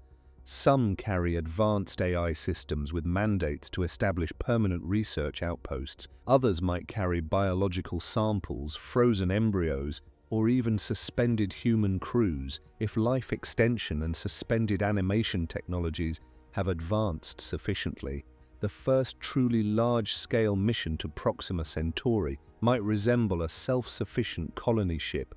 It masses thousands of tons and carries everything needed to establish a permanent presence. Manufacturing equipment, fusion reactors, mining and refining systems, biological samples, genetic databases, and either human crews or the capability to create them using artificial wombs and AI caretakers. Such a ship doesn't rush. It might accelerate gradually over years, using nuclear pulse propulsion or advanced fusion drives, reaching only 5 to 10% of light speed. The journey takes 40 to 80 years, during which onboard AI maintains systems, monitors the health of biological samples, and perhaps even conducts scientific research on the interstellar medium. Upon arrival in the Proxima system, the ship doesn't immediately head for the planets. Instead, it targets asteroids or other small bodies rich in raw materials. Automated mining and refining begins. The ship's manufacturing systems, perhaps utilizing advanced nanotechnology or molecular assembly, begin producing solar panels, habitats, additional mining equipment, and other infrastructure. Over decades, a substantial outpost grows. Solar arrays or fusion reactors provide power. Habitats offer living space, initially for robots and AI, but eventually for humans if biological samples are activated or if a crewed follow-up mission arrives. Terraforming operations might begin on Proxima b if the planet is suitable, a process that could take centuries or millennia, but which transforms a barren or marginal world into one that can support Earth-like ecosystems. By the 24th or 25th century, Proxima Centauri might host a thriving human settlement, a community of thousands or eventually millions living on space habitats, on terraformed planets, or perhaps on constructed worldships that orbit the star. This settlement remains connected to Earth and the solar system through continuous laser communication, exchanging information, culture, science, and ideas despite the years-long time delay. The Proxima settlement serves as a springboard for further exploration. Missions to other nearby stars, Alpha Centauri A and B, Barnard's Star, Wolf 359, and others, launch from Proxima using locally manufactured spacecraft and fuel. Humanity becomes a multi-star system species, with populations in multiple stellar neighborhoods maintaining distinct cultures while sharing a common origin and heritage. This vision may sound like science fiction, and in many ways it is. We cannot predict the future with certainty. Technological development might stall. Civilization might face setbacks from war, climate change, or other catastrophes, or we might advance faster than expected, discovering breakthrough technologies that make interstellar travel far easier than current physics suggests. But the scenario outlined above is not fantasy. Every technology mentioned, from fusion drives to laser sails to autonomous AI to suspended animation, is grounded in known physics and plausible engineering extrapolations. None of it requires faster-than-light travel, exotic matter, or violations of physical law. It requires only time, resources, determination, and continued technological progress. This brings us to one of the most fascinating questions in all of science. If interstellar travel is difficult but not impossible, if civilizations just a few centuries or millennia more advanced than ours could establish footholds among the stars, then where is everyone? This is the famous Fermi paradox, named after physicist Enrico Fermi, who reportedly asked over lunch in 1950, "Where are they?" The logic is straightforward. Our galaxy, the Milky Way, contains somewhere between 100 billion and 400 billion stars. Current exoplanet surveys suggest that rocky planets in habitable zones are common, perhaps one or more per star on average. Even if only a tiny fraction of these planets develop life, and only a tiny fraction of those develop intelligent technological civilizations, there should still be thousands or millions of civilizations in our galaxy alone. The Milky Way is about 13 billion years old. Earth formed only 4.5 billion years ago, and complex life took most of that time to evolve. But there are stars much older than our Sun, stars that formed when the galaxy was young. Planets around those stars could have developed intelligent life billions of years before Earth even existed. A civilization that arose even just a few million years ago would have had ample time to spread throughout the galaxy, even using slow, sublight speed propulsion. At just 1% of light speed, a spacecraft could cross the entire Milky Way in 10 million years. If a civilization sent out colony ships that established new settlements, and those settlements in turn sent out their own colony ships, the entire galaxy could be colonized in a relatively short time on cosmic scales. So where are they? We see no evidence of galactic civilizations. We detect no megastructures, no Dyson spheres harvesting stellar energy. We receive no radio signals or laser transmissions from nearby stars, despite decades of searching through projects like SETI. When we look at exoplanets, we see no signs of planetary engineering or terraforming. The universe appears silent and empty.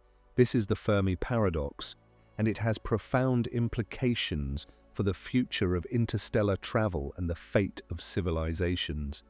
Hundreds of potential solutions have been proposed, each with different implications. One possibility is that intelligent life is extremely rare. Perhaps the chain of events leading from non-life to technological civilization is so improbable that even in a galaxy of hundreds of billions of stars, it's only happened once or a handful of times. This would explain the silence. We're alone, or nearly so, making our existence and our potential to spread among the stars even more precious and significant. Another possibility is the Great Filter hypothesis. This suggests there's some extraordinarily difficult step in the evolution of life or civilization that almost no species overcomes. The filter might be behind us, perhaps the emergence of eukaryotic cells or multicellular life, events that took billions of years on Earth and might be vanishingly rare elsewhere. If so, we're incredibly fortunate to have passed the filter, and the galaxy is ours to explore. But the filter might be ahead of us. Perhaps most civilizations destroy themselves shortly after developing advanced technology through nuclear war, bioweapons, nanotechnology accidents, artificial intelligence gone wrong, or environmental collapse. We're currently in the danger zone, having developed the capability for self-destruction, but not yet the wisdom or institutional structures to reliably avoid it. If this is the explanation, then the silence of the galaxy is a warning. Most civilizations never make it to the stars because they annihilate themselves first. A third category of explanations suggests that advanced civilizations exist but are not detectable by us. Perhaps they're deliberately hiding, following some galactic protocol of non-interference with younger civilizations. Perhaps they communicate using technologies we haven't discovered yet, or have transcended physical existence in ways we can't comprehend. Perhaps they're here, but we don't recognize them, mistaking their artifacts or probes for natural phenomena. Some futurists suggest that sufficiently advanced civilizations lose interest in physical exploration and expansion. Once you develop advanced virtual reality, AI, and nanotechnology, you might find it more efficient and rewarding to explore inward rather than outward, creating vast simulated universes rather than colonizing physical planets. A civilization might achieve all its goals within a single star system, even a single planet-sized computer, with no need to spread across the galaxy. There's also the zoo hypothesis, which proposes that Earth is deliberately being preserved as a kind of nature reserve or laboratory by advanced aliens who observe us but don't interfere. This seems anthropocentric and unfalsifiable, but it can't be entirely ruled out. Each of these explanations paints a different picture of our future among the stars. If life is rare but the galaxy is empty, then we have both an opportunity and a responsibility. The opportunity to spread life and intelligence throughout a lifeless cosmos, the responsibility to preserve ourselves and our potential, because if we fail, the universe might remain dark and empty for billions of years more. If the great filter is ahead of us, then our survival depends on navigating the next few centuries without destroying ourselves. Every year we survive, every step we take toward becoming a mature, sustainable, multi-planetary civilization moves us closer to safety. Reaching Proxima Centauri, establishing settlements on other worlds, distributing humanity across multiple star systems, all of this reduces the risk that a single catastrophe ends our story. If other civilizations exist but remain undetected, then eventually we'll encounter them, perhaps when we venture to the stars ourselves.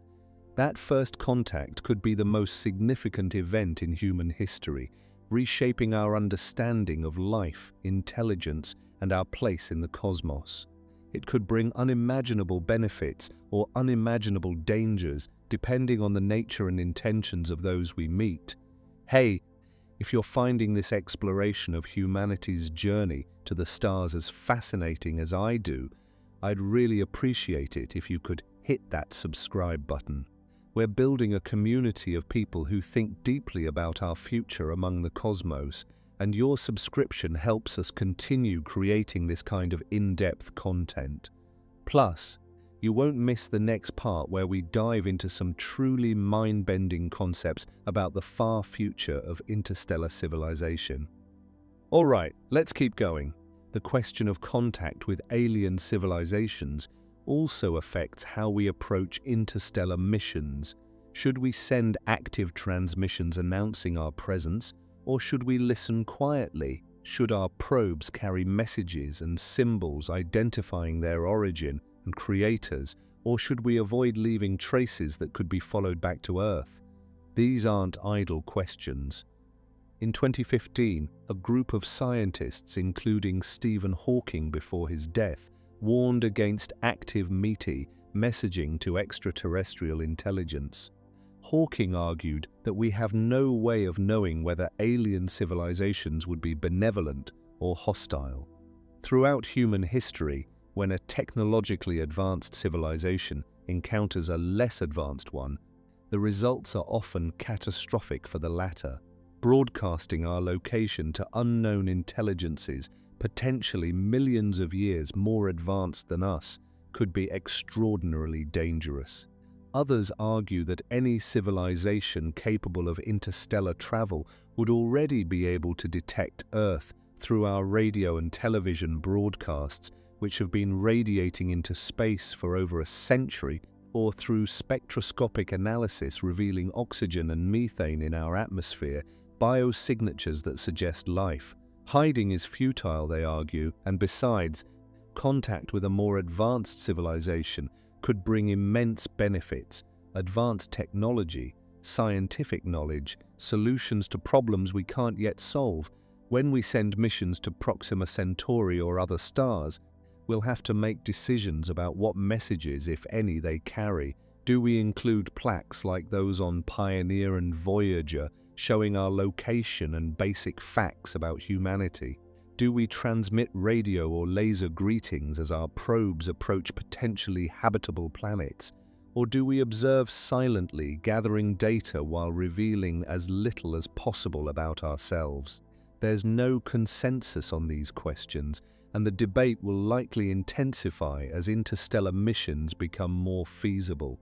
What's certain is that our first ventures to other stars will carry implications far beyond science and exploration.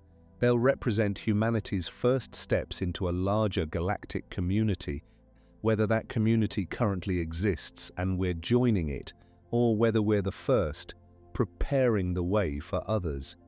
Let's now consider some of the more speculative but theoretically possible concepts for interstellar travel, ideas that push the boundaries of known physics without quite breaking them.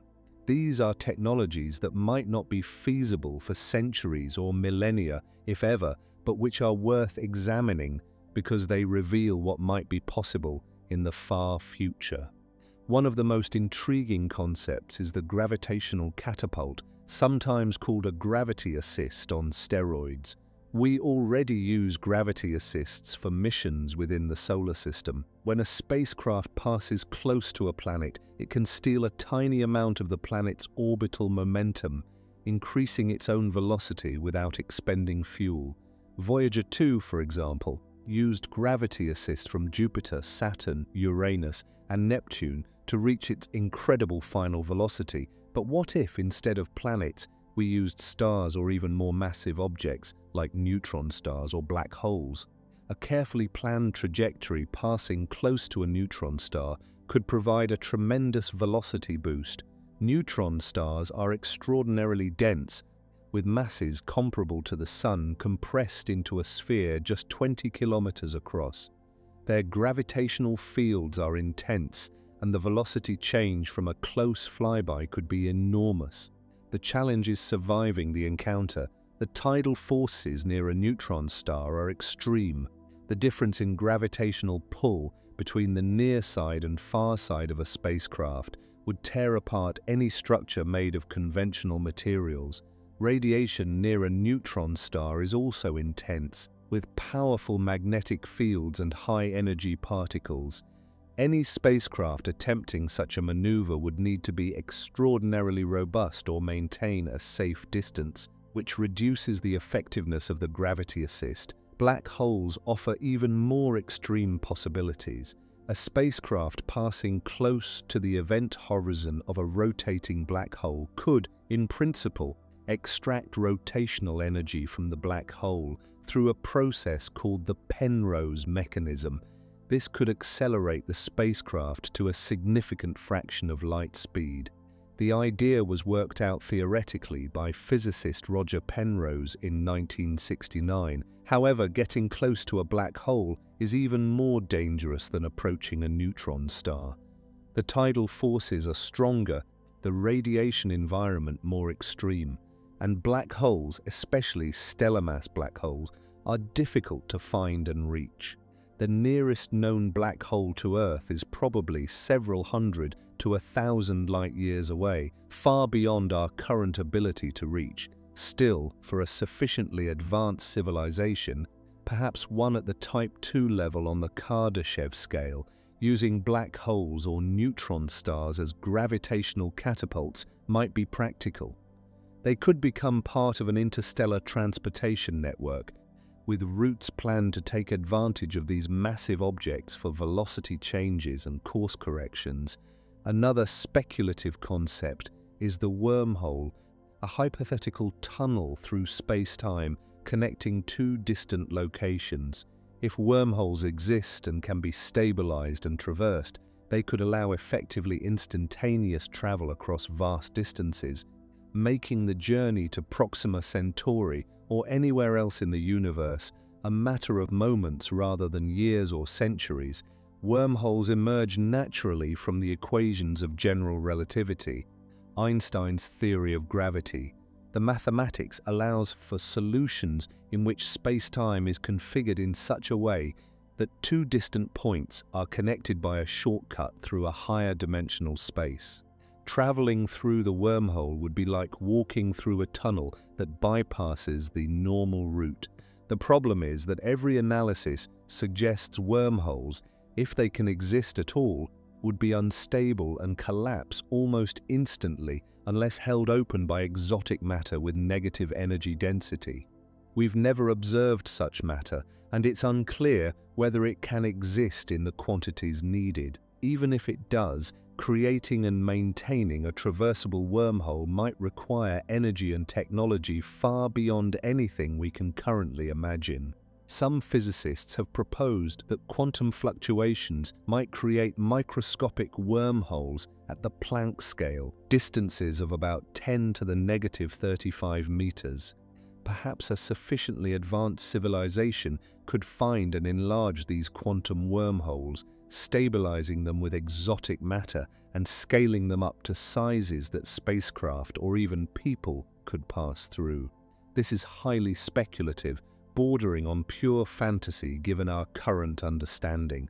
But physics has surprised us before.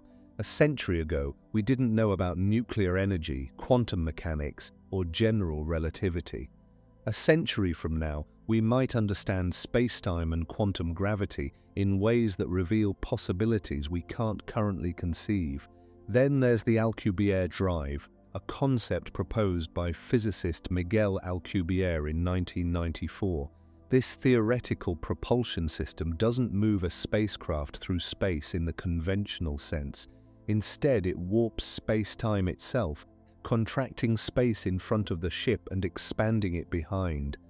The ship remains stationary within a bubble of flat space-time, while the bubble itself moves, carrying the ship along. From the perspective of an outside observer, the ship appears to move faster than light, but crucially, it never actually exceeds light speed locally. The ship isn't moving through the space around it. The space itself is moving. This clever trick potentially allows faster-than-light travel without violating relativity, which only prohibits objects from moving through space faster than light. The mathematics of the Alcubierre drive work out beautifully on paper. The problem, again, is exotic matter. The original formulation required enormous amounts of negative energy density, more than exists in the observable universe. Subsequent refinements have reduced the energy requirements somewhat, but they remain far beyond anything we can produce. There's also the question of how you would create and control the warp bubble. You'd need to manipulate space-time itself with extraordinary precision, something that would require an understanding of quantum gravity we don't yet possess. And there are causality concerns. If you can travel faster than light in any reference frame, even through a clever space-time warping trick, you might be able to construct closed time-like curves, paths through space-time that return to their starting point in the past, essentially enabling time travel and all the paradoxes that entails. Despite these formidable challenges, research on the Alcubierre drive continues. In 2021, physicist Eric Lentz published a paper proposing a modified warp drive design using positive energy density, which would eliminate the need for exotic matter. His design relies on solitons, stable wave-like configurations of space-time arranged to create the necessary warping effect. Lentz's approach still requires staggering amounts of energy, equivalent to hundreds of times the mass of Jupiter converted entirely to energy, but at least it uses positive energy, which we know exists, rather than hypothetical negative energy. Whether this design is practical or whether any warp drive will ever be practical remains an open question. But the fact that serious physicists are exploring these ideas suggests they're not entirely beyond the realm of possibility. Another exotic concept is the generation ship or world ship, not a new physics breakthrough, but an engineering approach to the time problem. If you can't travel faster, travel slower, but make the journey itself livable. A generation ship is a massive, self-contained habitat that travels between stars over centuries or millennia, with the original crew's descendants eventually arriving at the destination. The concept has been a staple of science fiction for decades, appearing in works from Arthur C. Clarke to Kim Stanley Robinson, but it's also been seriously studied by engineers and scientists. The basic idea is to build a spacecraft large enough to support a complete ecosystem with agriculture, water recycling, breathable atmosphere and living space for thousands of people. The ship would need to be truly enormous. Estimates suggest a minimum population of several thousand people to maintain genetic diversity and avoid inbreeding over multiple generations. Each person needs living space, food production area, water, air, and all the infrastructure of a small city. The total mass might be hundreds of thousands of tons or more, dwarfing anything humanity has ever built in space. Propulsion for such a massive vessel presents obvious challenges. Nuclear pulse propulsion could work, but would require vast stockpiles of nuclear devices. A fusion drive would be more sustainable, potentially harvesting fuel from interstellar hydrogen as it goes, though the engineering challenges of a fusion ramjet remain daunting. The social and psychological challenges might be even greater than the engineering ones. How do you maintain a stable society across multiple generations confined to a spacecraft? How do you preserve knowledge, culture, and purpose over centuries when no one alive remembers Earth and no one will live to see the destination? The intermediate generations live their entire lives in transit, born on the ship, dying on the ship, existing solely to maintain systems and raise the next generation. The ethics of creating people for this purpose are troubling. The original crew consents to the journey, and the final generation reaps the reward of arriving at a new world. But those in between face lives of confinement and duty with no choice in the matter. There are also questions about governance and conflict resolution. What happens if ideological factions develop that disagree about the mission? What if future generations decide they don't want to continue to the destination and want to turn back or stop somewhere else? With no external authority and no possibility of escape, conflicts could become existential threats to the entire mission. Some designs propose keeping the crew in suspended animation for most of the journey, with only a small rotating watch crew awake at any given time, or with periodic wake-ups every few decades to perform maintenance and address unexpected situations. This reduces the psychological burden and the need for life support during transit, but it requires suspended animation technology that's far beyond our current capabilities. Cryogenic freezing, as often depicted in science fiction, doesn't work with current technology. ice crystals that form during freezing rupture cell membranes, causing massive tissue damage. Some animals can survive freezing through various biochemical adaptations, and we can preserve simple tissues and even some organs through vitrification, a process that creates a glass-like state rather than crystalline ice. But preserving and reviving a complete human body remains science fiction. An alternative is some form of metabolic suspension that dramatically slows biological processes without freezing. Some mammals, like bears and ground squirrels, hibernate with greatly reduced metabolism for months at a time.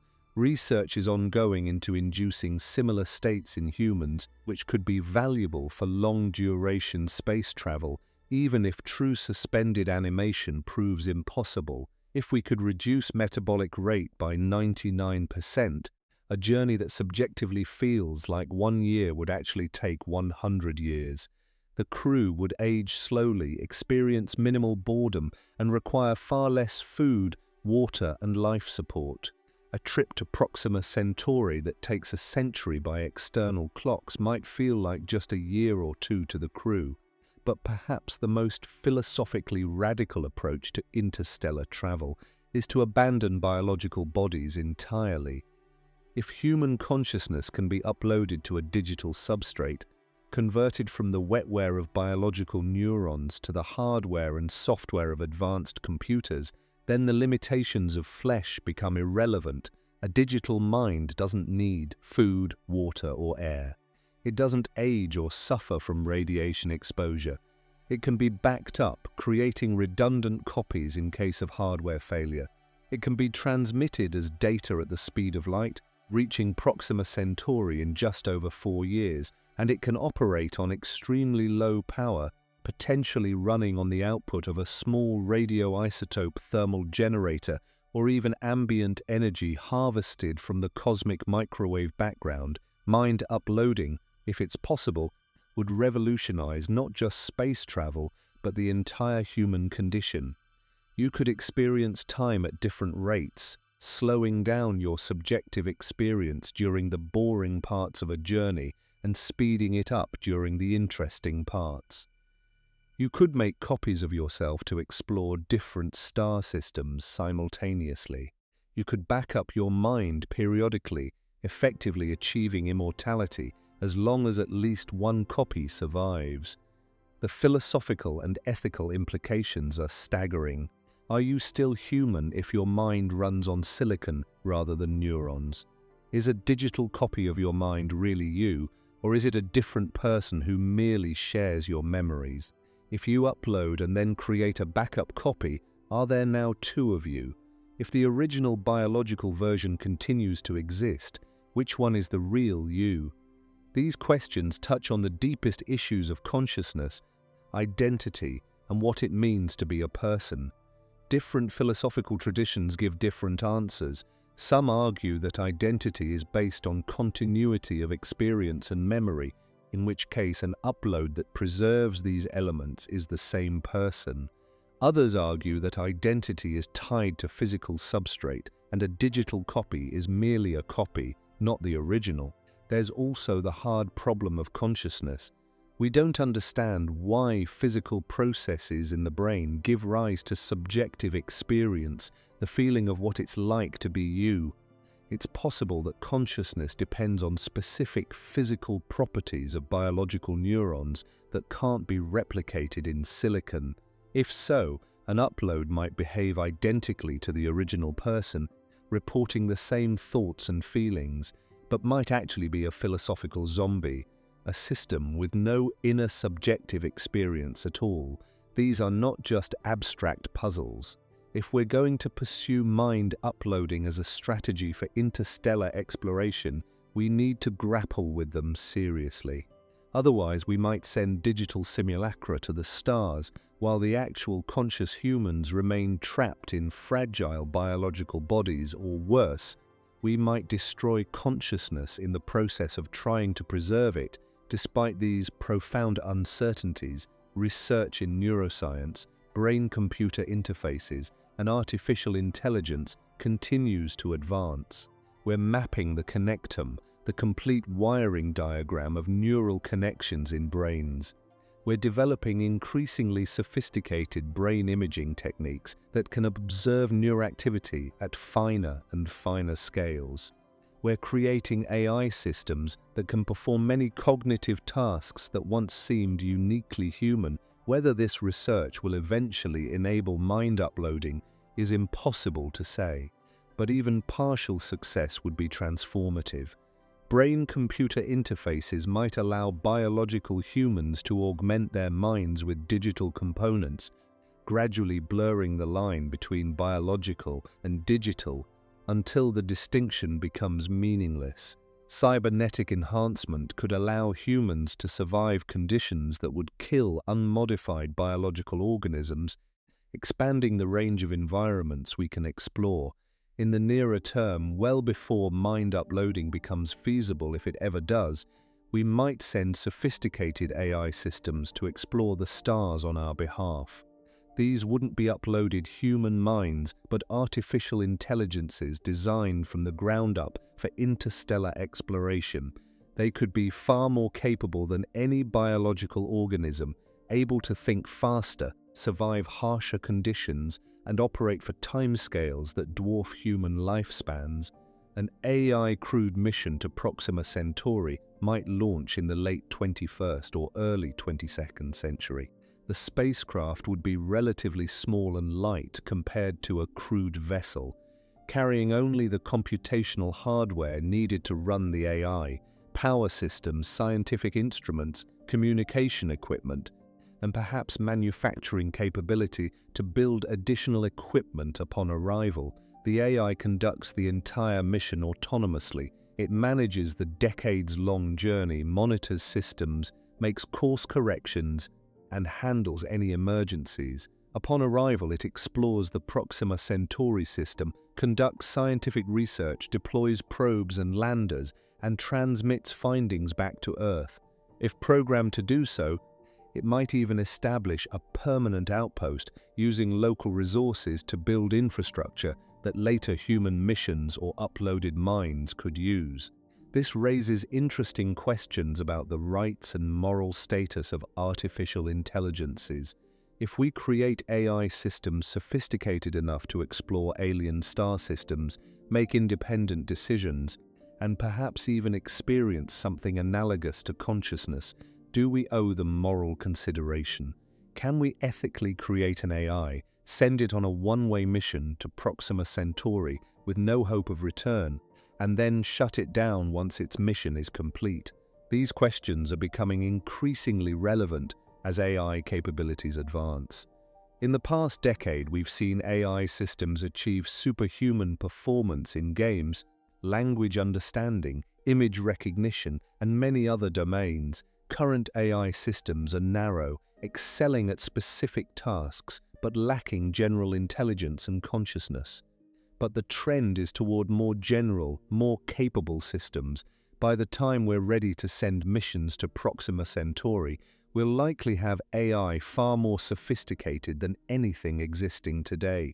Whether such systems deserve moral consideration, whether they can suffer or have preferences that should be respected, will be questions society must answer. The answers will shape how we explore the stars and what kind of emissaries we send. Let's bring this all together and consider what the journey to Proxima Centauri means for humanity's long-term future. Whether we arrive in 50 years or 500, with laser sails or fusion drives, as biological humans or digital minds, the significance remains the same. Proxima Centauri represents the first step beyond our home star system, the beginning of humanity's transformation from a single-planet species to a multi-stellar civilization. The challenges are immense. The distances are vast beyond everyday comprehension. The timescales dwarf individual human lifespans and rival the entire span of recorded history. The technologies required push the boundaries of physics and engineering. The resources needed exceed anything humanity has ever mobilized, and the uncertainties are profound.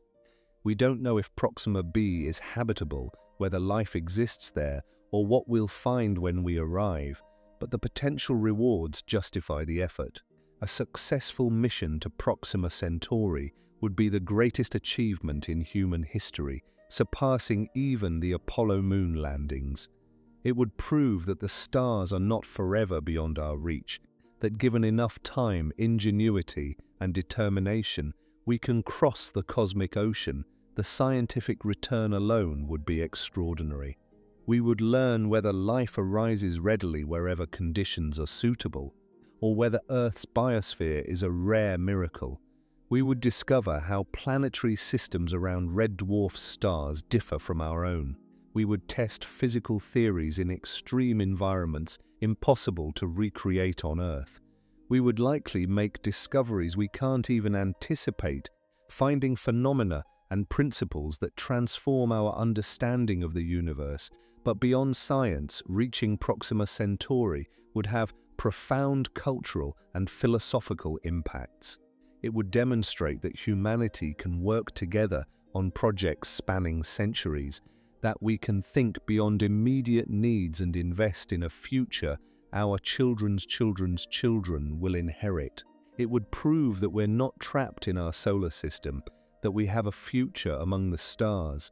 The journey to Proxima Centauri will also transform us.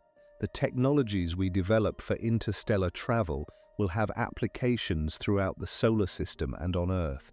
Advanced propulsion, closed-loop life support, autonomous AI, fusion power, all of these capabilities will reshape civilization. The perspective gained from seeing Earth from another star system, from viewing our entire solar system as a single point of light in the night sky of an alien world, will change how we think about ourselves and our place in the cosmos. Perhaps most importantly, spreading to other stars is a form of cosmic insurance. As long as humanity remains confined to a single planet, we're vulnerable to extinction from asteroid impacts, supervolcanic eruptions, nuclear war, pandemics, or other catastrophes. Even if we colonize other planets in our solar system, a single disaster at the Sun, a nearby supernova, a gamma-ray burst, could sterilize the entire system. But once we've established independent, self-sustaining settlements around multiple stars, human extinction becomes virtually impossible. No single event could destroy all of humanity. Our descendants would be protected by the sheer vastness of interstellar space, separated by light years that provide perfect isolation and security. This long-term survival isn't just about humans. We're the only known intelligent, technological species in the universe. We're the only beings we know of capable of understanding the cosmos, appreciating beauty, creating art and music, asking deep questions about existence and meaning. If we perish, taking with us all the life from Earth that we might spread to other worlds, the universe becomes a darker, lonelier, less meaningful place. We also carry a responsibility to Earth's biosphere. Life has existed on our planet for nearly 4 billion years, surviving mass extinctions, ice ages, and countless other challenges. It has evolved extraordinary diversity, from bacteria to blue whales, from deep-sea thermal vents to high-altitude ecosystems. If we can spread this biological heritage to other worlds, establishing Earth-descended ecosystems on planets around distant stars, we ensure that the legacy of terrestrial life continues even if Earth itself someday becomes uninhabitable. If you are still watching, make sure to give this video a like and subscribe to the channel. It helps more curious minds like yourself find content that expands their perspective on our place in the cosmos. The timeline for reaching Proxima Centauri remains uncertain.